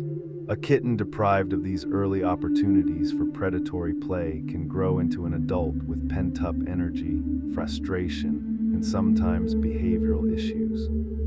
Supporting this natural developmental stage is one of the most important gifts we can give to a young cat. One of the most astonishing things about cats is their ability to squeeze through spaces that appear impossibly small, openings barely wider than their heads. This remarkable flexibility is made possible largely by the structure of the cat's collarbone, which is small, reduced, and completely free-floating, attached only to muscle rather than forming a rigid bridge to the rest of the skeleton. This unique arrangement allows the shoulders to move independently and to compress compressed dramatically, effectively narrowing the cat's body when necessary.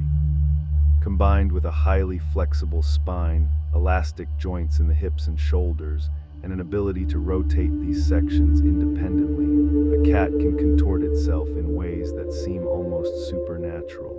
In the wild, this ability is invaluable for pursuing prey into narrow burrows and crevices, or escaping larger predators by slipping into spaces too small for them to follow. For domestic cats, the same flexibility sometimes leads to amusing or occasionally stressful misadventures when curiosity leads them into places from which extraction becomes necessary. But more often, it is simply a breathtaking testament to the elegance and adaptability of feline anatomy, a living reminder that cats are designed to move through the world with a fluidity and grace that defies ordinary expectations.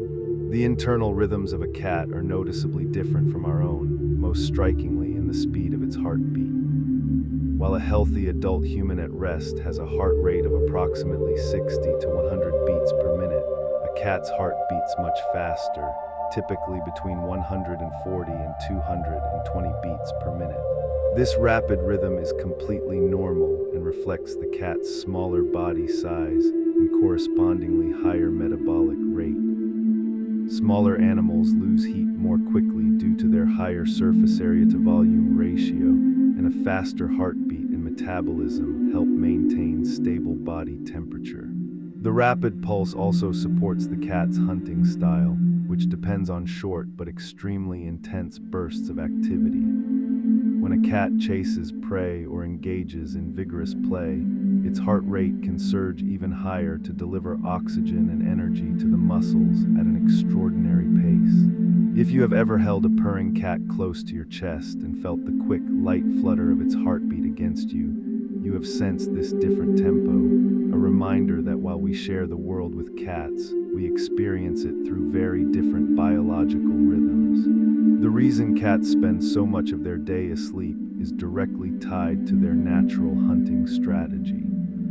Unlike animals that rely on endurance and the ability to chase prey over long distances, cats are classic ambush predators.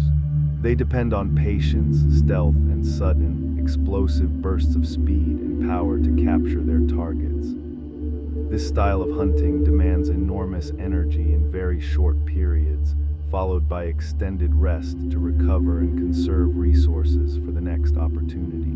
In the wild, a cat might spend hours lying motionless in wait, watching for the perfect moment, then launch into a sprint or leap lasting only seconds. Even an unsuccessful hunt requires significant energy expenditure, and sleep allows the cat to recharge fully. Domestic cats, even those who have never had to hunt for a single meal, retain this fundamental rhythm in their bodies. They are built for brief, intense periods of activity followed by long stretches of rest. This is why a house cat may suddenly tear through the house at full speed for no apparent reason, only to collapse into a deep sleep moments later. It is not randomness, it is the echo of an ancient hunting cycle. Understanding this pattern helps cat owners provide appropriate outlets, short, intense interactive play sessions that mimic hunting, followed by calm, leading to a healthier, happier, and more balanced cat. Cats are obligate carnivores, which means their bodies are biologically designed to derive essential nutrients almost exclusively from animal tissue. They cannot thrive, and in many cases cannot survive long-term on a plant-based or vegetarian diet. This is not a matter of preference, but of strict physiological requirement. Cats need several key nutrients that are found in sufficient quantities only in animal tissue. Taurine, an amino acid critical for heart function, vision, and reproduction, which cats cannot synthesize adequately on their own. Performed vitamin A, which they cannot convert efficiently from the beta-carotene found in plants. And arachidonic acid, an essential fatty acid found in animal fats that cats are unable to produce internally. Their digestive systems are similarly specialized, short, highly acidic stomachs and intestinal tracts optimized for breaking down protein and fat, but not well suited to processing large amounts of plant matter. Even their teeth reflect this dietary specialization, sharp, pointed for tearing meat rather than flat molars for grinding vegetation. For anyone caring for a cat, understanding that they are obligate carnivores is fundamental. It means providing a diet rich in high-quality animal protein, carefully formulated to meet all their unique nutritional needs in a way that aligns with millions of years of evolutionary adaptation. One of the primary sources of a cat's legendary grace and flexibility is the remarkable structure of its spine, which contains significantly more vertebrae than a human spine and far greater elasticity between each segment. While a human spine has 33 vertebrae, including the fused sections of the sacrum and coccyx, a cat's spine typically has around 53, depending on the length of the tail. These vertebrae are smaller, more loosely connected, and separated by highly elastic intervertebral discs that allow for an exceptional range of motion. This flexibility enables cats to twist, arch, and contort their bodies in ways that seem almost liquid. Watch a cat groom the hard-to-reach base of its tail, or observe how it can rotate its spine dramatically during a fall, and you are seeing this remarkable spinal suppleness in action. The spine also plays a key role in the cat's distinctive bounding gait. When running, the spine stretches out to maximize stride length, then compresses to gather energy for the next powerful leap. Together with the free-floating collarbone and highly mobile shoulder joints, the flexible spine forms the core of a cat's physical prowess, the foundation upon which its agility, balance, and hunting ability are built. It is a marvel of biological engineering, designed over millions of years to create one of nature's most efficient, graceful, and beautiful predators. If you have ever watched a cat walking slowly, especially in slow motion or across a surface where paw prints are visible, such as snow or mud, you may have noticed something distinctive about its gait.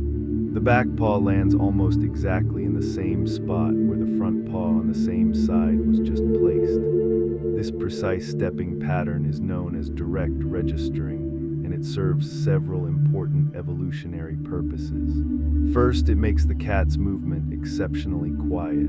By placing the hind paw in a spot already tested and deemed safe by the front paw, the cat reduces the risk of stepping on twigs, dry leaves, or other noisy objects that might alert potential prey. Second, it improves balance and coordination, particularly when walking along narrow surfaces such as fences, tree branches, or roof edges. The front paw tests the stability of the surface, and the hind paw follows the proven path. This gait is almost unique to cats among four-legged mammals, though a few other species use it occasionally. When you watch a cat move slowly and deliberately across any surface, you are observing a small but significant detail of evolutionary refinement, a pattern of movement honed over countless generations for maximum stealth, efficiency, and grace. It may seem astonishing that the small, purring cat curled on your couch shares approximately 95% of its genetic makeup with a tiger, one of the most powerful and majestic predators on Earth. Yet this remarkable genetic similarity is real. Domestic cats and tigers, along with lions, leopards, jaguars, and all other members of the Felidae family, share a common ancestor and a fundamental biological blueprint. The traits that make a house cat successful: retractable claws for silent stalking and deadly grasp, keen senses tuned for hunting, a flexible spine for acrobatic movement, sharp teeth designed for tearing meat, are the very same traits that allow a tiger to bring down large prey in the jungles and grasslands of Asia. The primary differences between a house cat and a tiger are largely those of size, habitat adaptation, and certain aspects of social structure. But at the genetic level, the core design remains strikingly similar. Watch a domestic cat stalk a toy across the living room floor, and you are witnessing the same focused predatory technique a tiger uses to approach a deer. Observe a cat stretching luxuriously or grooming itself with meticulous care, and you are seeing behaviors that tigers perform in exactly the same way. This close genetic relationship is both humbling and awe-inspiring. The gentle companion who shares our homes is, in a very real sense, a miniature tiger, carrying within its small body the legacy of wild, powerful ancestors. There are countless stories, some verified, many legendary, of cats who, after becoming lost or being relocated far from home, have traveled astonishing distances to return to their familiar territory or to the humans they consider family. Journeys of hundreds, sometimes even thousands of miles have been documented, with cats crossing rivers, navigating busy cities, traversing mountains, and enduring weeks or months of hardship to arrive back at their starting point. The exact mechanisms cats use to accomplish these remarkable feats of navigation are not fully understood, but several factors are believed to play a role. Their acute sense of smell may allow them to follow faint scent trails left by their own previous travels. They may orient themselves using the position of the sun, familiar landmarks, and possibly even the Earth's magnetic field. Some researchers have speculated about the existence of a sixth sense, a form of innate homing ability that remains poorly understood. What is clear is that cats form extremely strong attachments to their territory, and in many cases to the specific humans they live with, attachments powerful enough to drive them to undertake dangerous, seemingly impossible journeys. Not all lost cats succeed in returning home. The risks are enormous, and many do not survive the attempt. But the fact that some do, against truly overwhelming odds, speaks volumes about the determination, resilience, and navigational intelligence of these remarkable animals. These stories remind us that while cats may appear aloof or fiercely independent, they are also capable of profound loyalty and deep emotional connection. For a cat, home is not merely a place, it is a feeling, a bond strong enough to pull them across seemingly impossible distances. Among mammals, cats possess one of the keenest senses of hearing known to science. While the upper limit of human hearing is approximately 20 kilohertz, cats can detect sounds up to 64 kilohertz or higher, allowing them to hear the ultrasonic vocalizations that rodents and many insects use to communicate, sounds completely beyond our perception. For a hunting cat, this extended auditory range turns the world into a symphony of information. The high-pitched squeak of a mouse is not merely audible but rich with detail, enabling the cat to determine the exact location, distance, direction of movement, and even something of the emotional state of the creature producing the sound. This extraordinary hearing is especially valuable during hunts in low light or complete darkness, when vision is limited and sound becomes the primary guide. The large, mobile outer ears of a cat are perfectly designed to capture and funnel these faint, high-frequency sounds into the ear canal for processing. Even when a cat appears relaxed or disinterested, its ears are almost never still, constantly swiveling, tilting, and adjusting to scan the environment for the smallest auditory clue. In a typical household, this means a cat is aware of far more than most owners realize.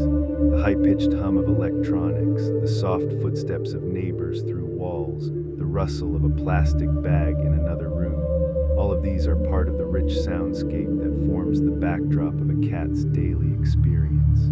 The world to a cat is alive with sound in ways we can scarcely imagine. Many cat owners have noticed that their cats seem strangely fascinated by running water, sitting patiently beside a dripping faucet, batting playfully at the stream, or eagerly drinking from it while completely ignoring a full bowl of still water nearby. This preference for fresh, moving water is deeply rooted in instinct. In the wild, stagnant water is more likely to harbor bacteria, parasites, and other contaminants, while water that is actively flowing from a stream, spring, or even a small waterfall is generally fresher, cleaner, and safer to drink. Over millions of years, cats evolved a strong preference for moving water as a survival mechanism. Domestic cats retain this instinct in full. Even though their water bowls are regularly cleaned and pose no threat, the sight, sound, and motion of running water trigger an ancient recognition of safety and quality.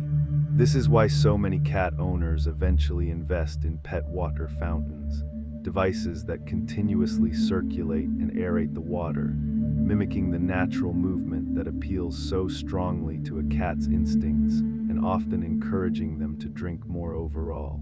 Adequate hydration is especially important for feline kidney health, particularly as cats age, so anything that increases water intake is beneficial.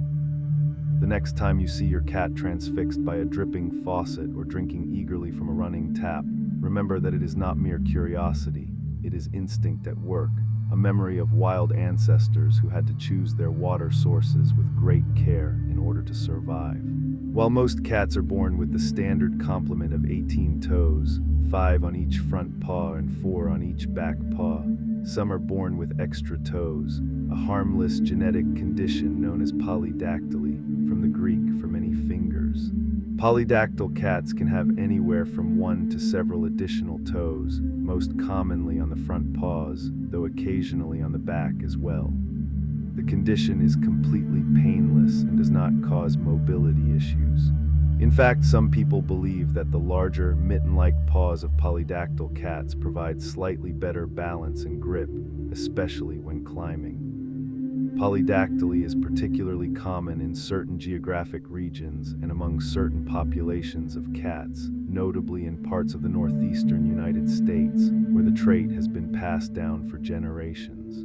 Historically, sailors considered polydactyl cats good luck and especially well suited to life at sea, believing their extra toes gave them superior balance on the pitching decks of ships. The famous writer Ernest Hemingway was especially fond of polydactyl cats. After being gifted a 6-toed cat named Snow White, he welcomed more into his home in Key West, Florida, where a colony of the descendants of his original polydactyl cats still lives today, cared for and celebrated as part of his enduring legacy. The extra toes often give a cat's paws a distinctive, mitten-like appearance, and some polydactyl cats have impressively large, almost cartoonishly oversized paws. Genetically, the trait is caused by a dominant gene, meaning that if even one parent carries it, there is a strong likelihood that some or all of the kittens will inherit extra toes. Polydactyl cats are a charming reminder of the genetic diversity that exists within the domestic cat population.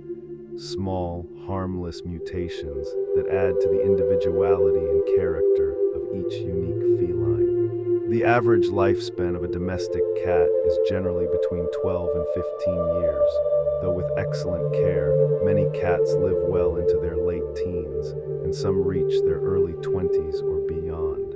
The oldest reliably documented cat lived to the remarkable age of 38 years, though such extreme longevity remains exceptional. Numerous factors influence how long a cat will live. Genetics play a significant role, as do diet, environment, access to veterinary care, and whether the cat lives indoors or has access to the outdoors.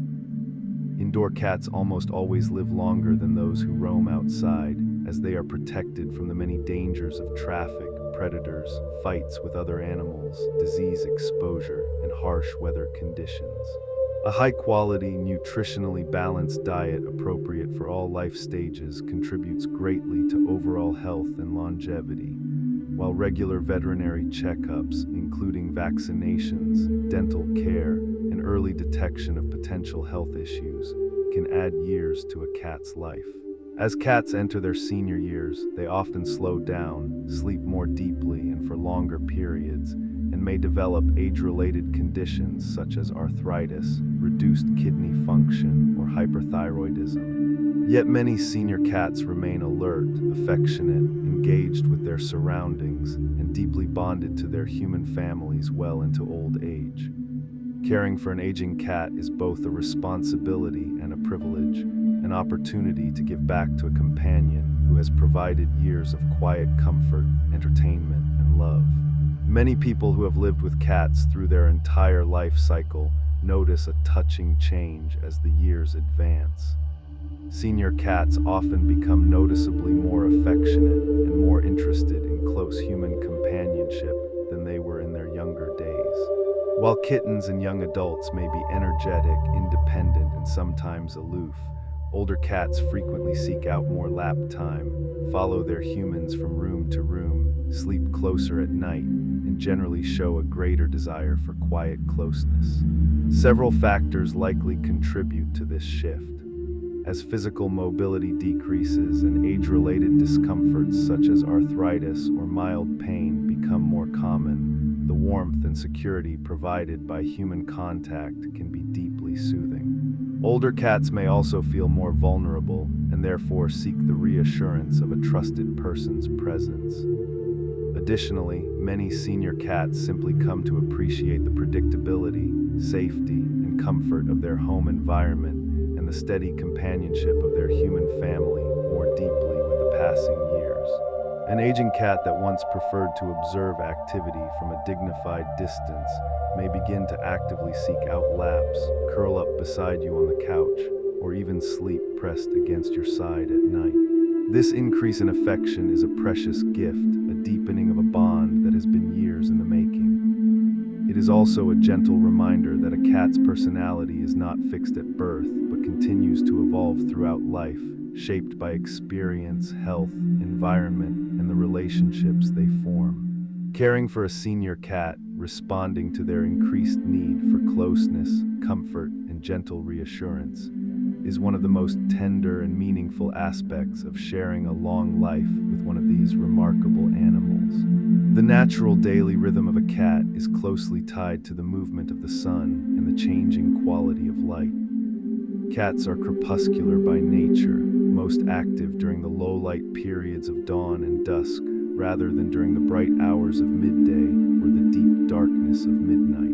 This behavioral pattern is inherited directly from their wild ancestors, who found these twilight hours ideal for hunting.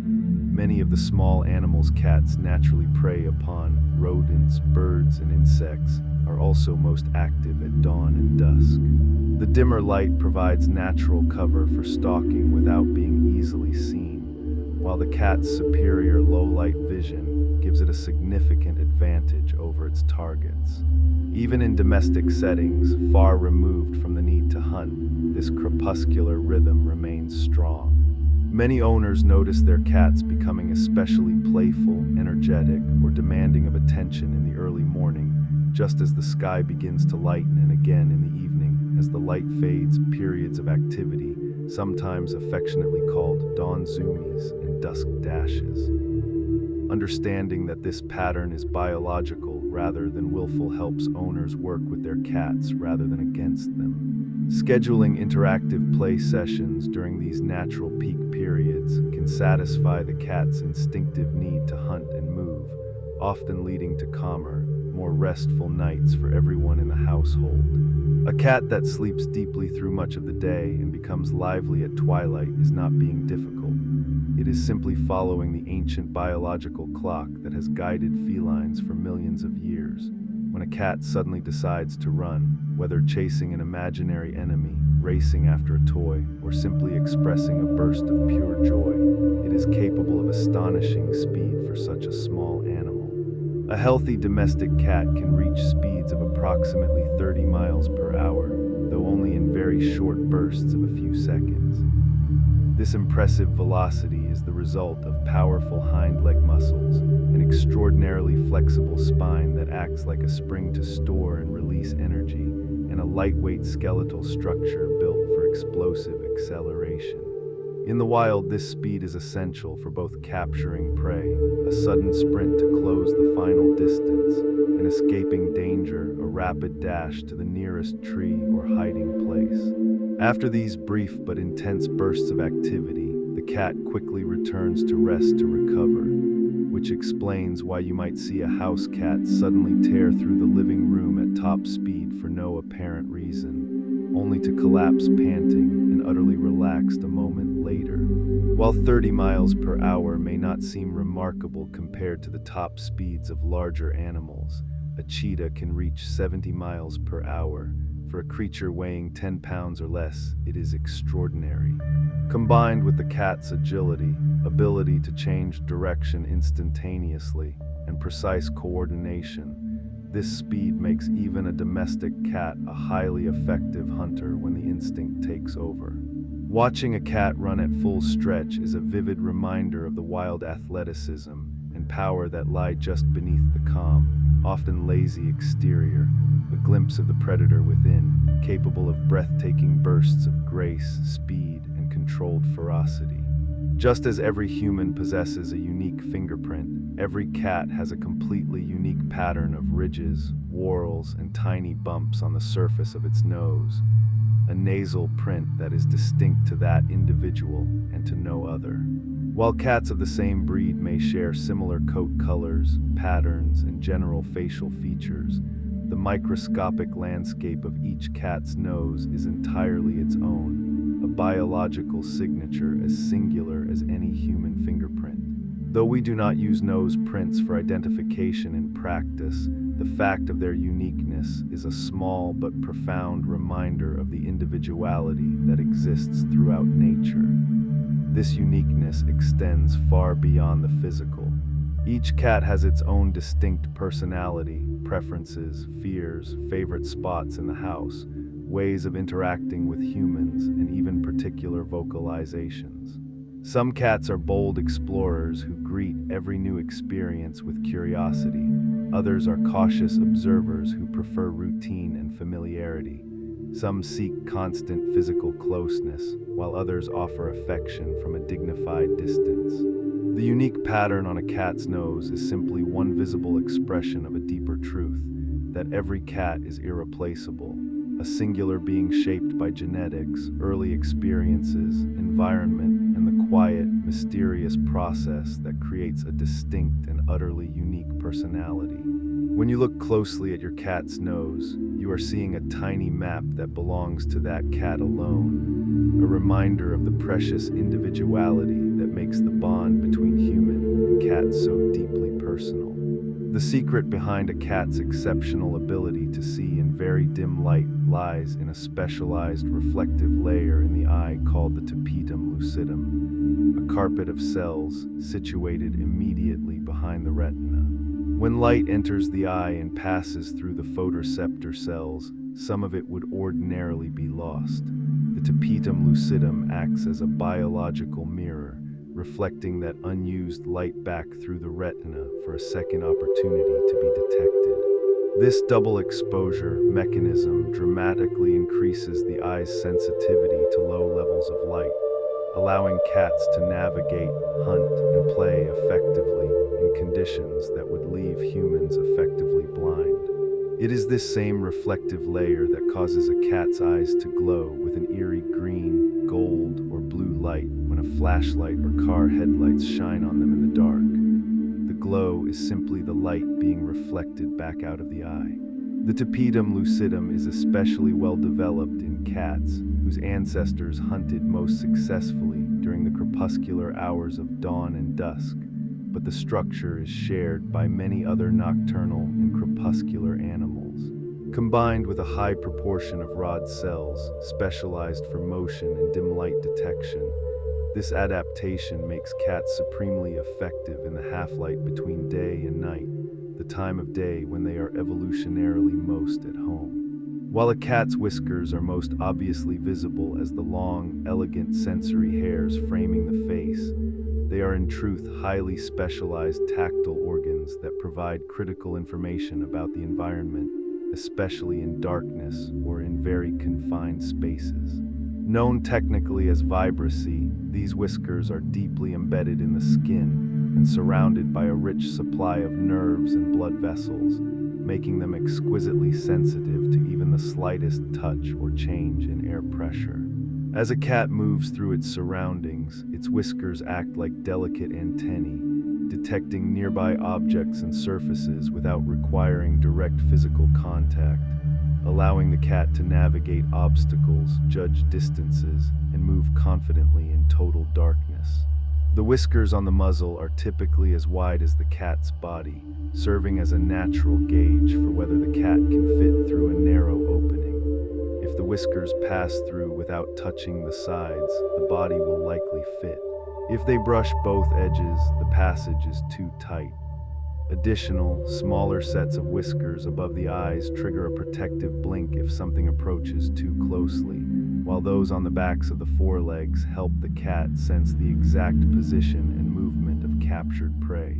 Without properly functioning whiskers, a cat would struggle to move confidently, particularly in low-light conditions or tight spaces.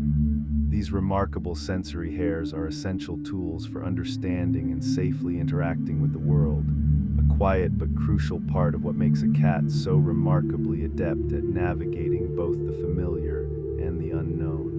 One of the more puzzling and occasionally unsettling behaviors that many cat owners encounter is the presentation of gifts, dead mice, birds, insects, or other small creatures carefully placed on the doorstep, the welcome mat, or sometimes even on the bed. While these offerings can be startling or unpleasant for humans, it is important to try to understand them from the cat's perspective.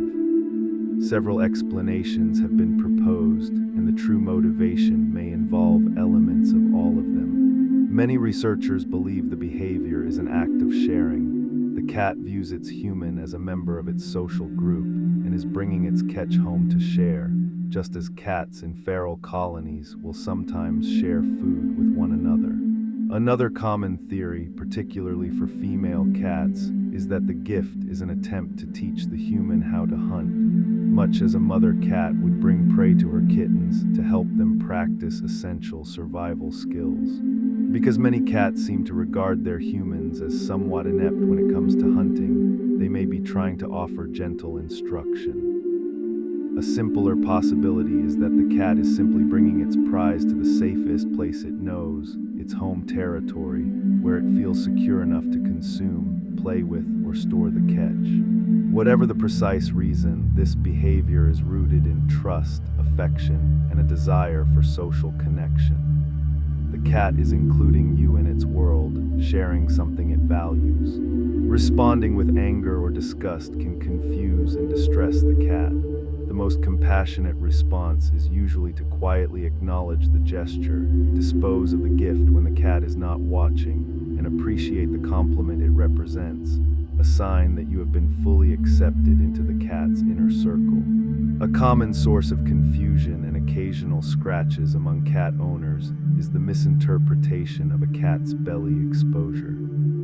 When a cat rolls onto its back and reveals its soft, vulnerable underside, many humans interpret this as an open invitation to rub the belly.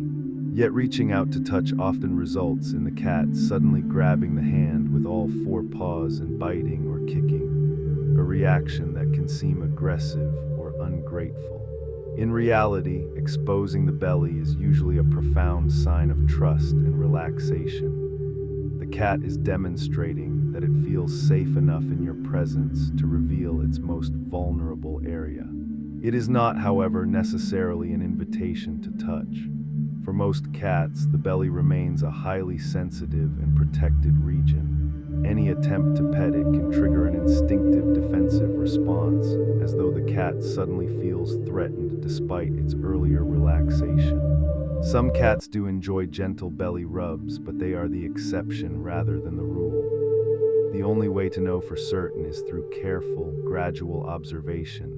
If a cat exposes its belly, try petting the head, cheeks, or back first.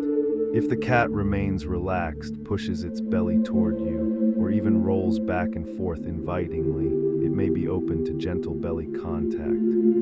But if the ears flatten, the tail twitches, or the cat suddenly tenses, it is best to respect the boundary and admire the exposed belly from a respectful distance. Learning to read these subtle signals is an important part of building a trusting, mutually comfortable relationship with a cat. The seemingly effortless grace and perfect balance that allow cats to walk along narrow fences, leap from one surface to another with pinpoint accuracy, and land safely after falls are largely the result of an exceptionally well-developed vestibular system located in the inner ear. This intricate biological mechanism constantly monitors the position and movement of the head relative to gravity, providing the cat with an acute, moment-to-moment awareness of its body's orientation in space. Working in seamless coordination with the cat's highly flexible spine, powerful hindquarters, and naturally low center of gravity, the vestibular system enables cats to make rapid, instinctive micro-adjustments to their posture and trajectory. Adjustments so precise and automatic that they appear almost supernatural to human observers. This same vestibular system plays the central role in the famous righting reflex that allows cats to reorient themselves mid-fall and land on their feet. When a cat begins to fall, the vestibular apparatus instantly detects which direction is up, triggering a complex but lightning-fast sequence of muscular twists that begins with the head and forequarters and continues through the flexible spine to the hindquarters. The reflex develops early.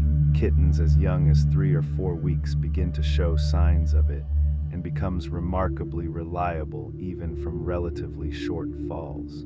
For a healthy cat, this extraordinary sense of balance is a quiet, constant companion, guiding every leap, every step, every landing with effortless precision and grace. A cat's pupils are highly dynamic, capable of dramatic changes in size and shape, depending on both the amount of available light and the cat's emotional state.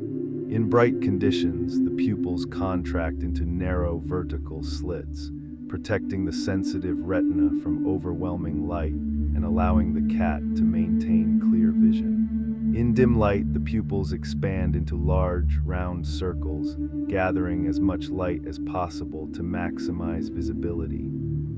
This extraordinary range of pupil adjustment is essential for a crepuscular hunter who must function effectively across a wide spectrum of lighting conditions.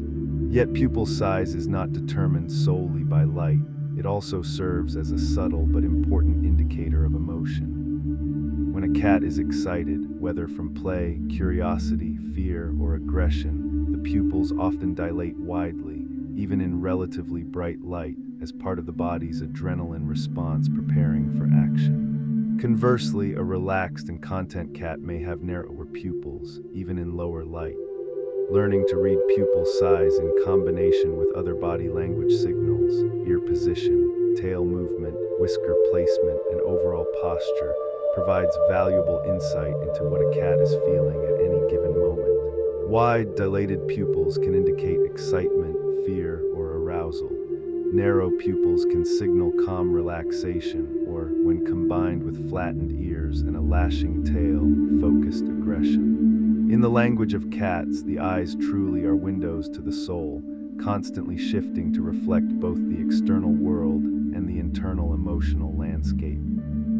The relationship between cats and humans is one of the oldest and most enduring interspecies partnerships, stretching back approximately 10,000 years to the very dawn of agriculture.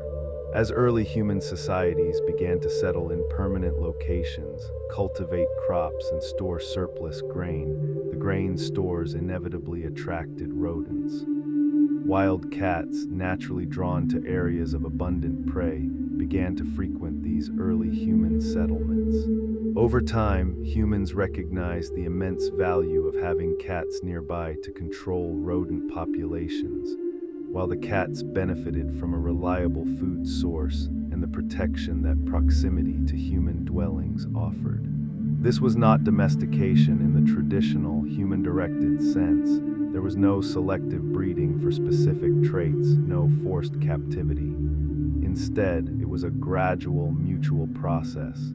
Cats that were less fearful of humans and more tolerant of living in close proximity thrived and passed on those traits. Over many generations, this natural selection led to the domestic cats we know today.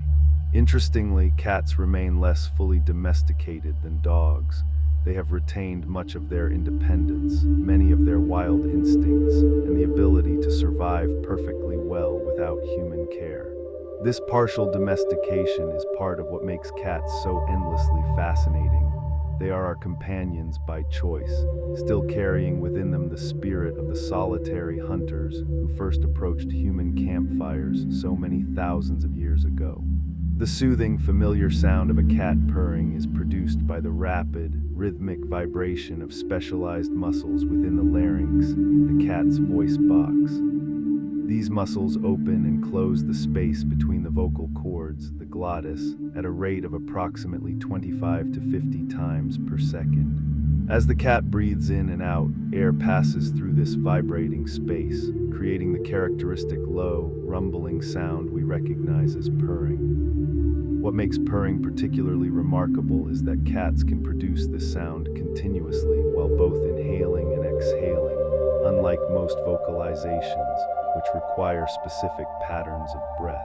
This means a cat can purr while eating, while being gently petted, while giving birth, and even in the final, quiet moments of life. The purr is not a single, uniform sound. It encompasses a range of frequencies and subtle variations that can convey different emotional states. A soft, steady purr usually signals deep contentment and relaxation. A louder, more insistent purr may be a request for food, attention, or comfort. Some cats purr when anxious or in pain, using the vibration as a form of self-soothing. The purr is both a form of communication and a physiological mechanism, a way for cats to express their emotional state, connect with others, both feline and human, and perhaps even promote their own healing. It is one of the most beloved and mysterious sounds in nature, a gentle vibration that resonates with comfort, trust, and quiet connection. A cat's whiskers are not only precision sensory tools, they also serve as highly visible indicators of mood and emotional state. When a cat is curious, interested, or preparing to investigate something new, its whiskers sweep forward, extending outward to maximize sensory input and gather as much information as possible about the object of interest. This forward position is especially useful when the cat is about to pounce or explore something unfamiliar.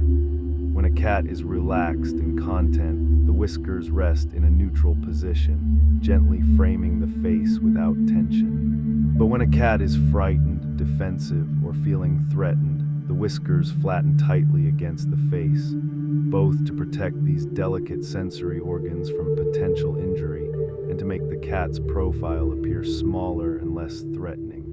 Learning to read the position and movement of a cat's whiskers in combination with other body language cues, ear position, pupil size, tail movement, and overall posture, greatly enhances our ability to understand what a cat is feeling and intending at any given moment. It allows us to respond appropriately, offering comfort when the whiskers are pulled back in fear, engaging in play when they are forward in curiosity, or giving space when they signal rising anxiety.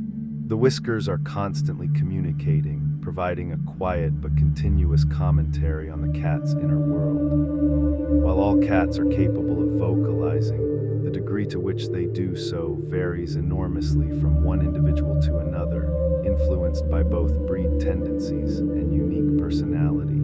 Some cats are naturally very talkative, frequently engaging their humans in what feels like ongoing conversation, meowing in response to questions, announcing their presence throughout the day, offering opinions about virtually everything happening in their environment. Breeds such as the Siamese and other Oriental lines are especially known for this vocal nature, often described as loud, persistent, and remarkably expressive.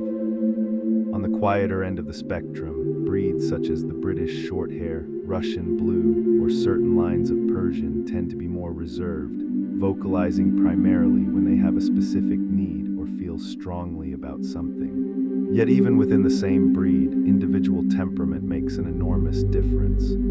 Some cats learn early that meowing reliably gets results, food, attention, door openings, and use their voices frequently and creatively. Others find that their needs are met just as effectively through body language and subtle signals, so they remain mostly silent. For people who enjoy a highly interactive, communicative relationship with their cat, a vocal individual can be an absolute delight. For those who prefer a quieter, more serene household, a naturally less talkative cat may be a better match.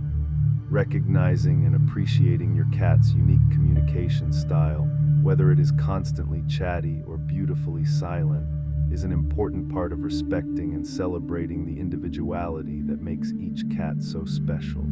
Few behaviors are more heartwarming than when a cat begins to knead, rhythmically pressing its paws, alternating left and right, into a soft surface such as a blanket, pillow, your lap, or even a favorite plush toy. This gentle motion, sometimes affectionately called making biscuits because it resembles the kneading of dough, originates in earliest kittenhood. While nursing, kittens press their paws against their mother's belly to stimulate the flow of milk, associating the action with warmth, safety, nourishment, and maternal love. Many cats carry this comforting behavior into adulthood, kneading when they feel especially content, relaxed, or in need of reassurance. Some cats knead before settling down to sleep, as though preparing their resting place the way their wild ancestors might have patted down grass or leaves to create a comfortable nest. Others direct their kneading toward their most trusted humans, a gesture many interpret as a profound expression of love and trust, as though the cat is treating you with the same tenderness it once received from its mother. Some cats purr loudly while kneading, and a few will even drool slightly, so completely immersed are they in the sensation of security and bliss. While the pressure of claws can sometimes be uncomfortable for the person being kneaded, this behavior is never intended as harm. It is a vulnerable, tender expression of the deepest feelings of safety and affection. Gently redirecting the cat to knead a blanket or providing a soft surface can help manage any discomfort, but punishing or discouraging kneading would be to deny the cat one of its most innocent and joyful forms of self-expression.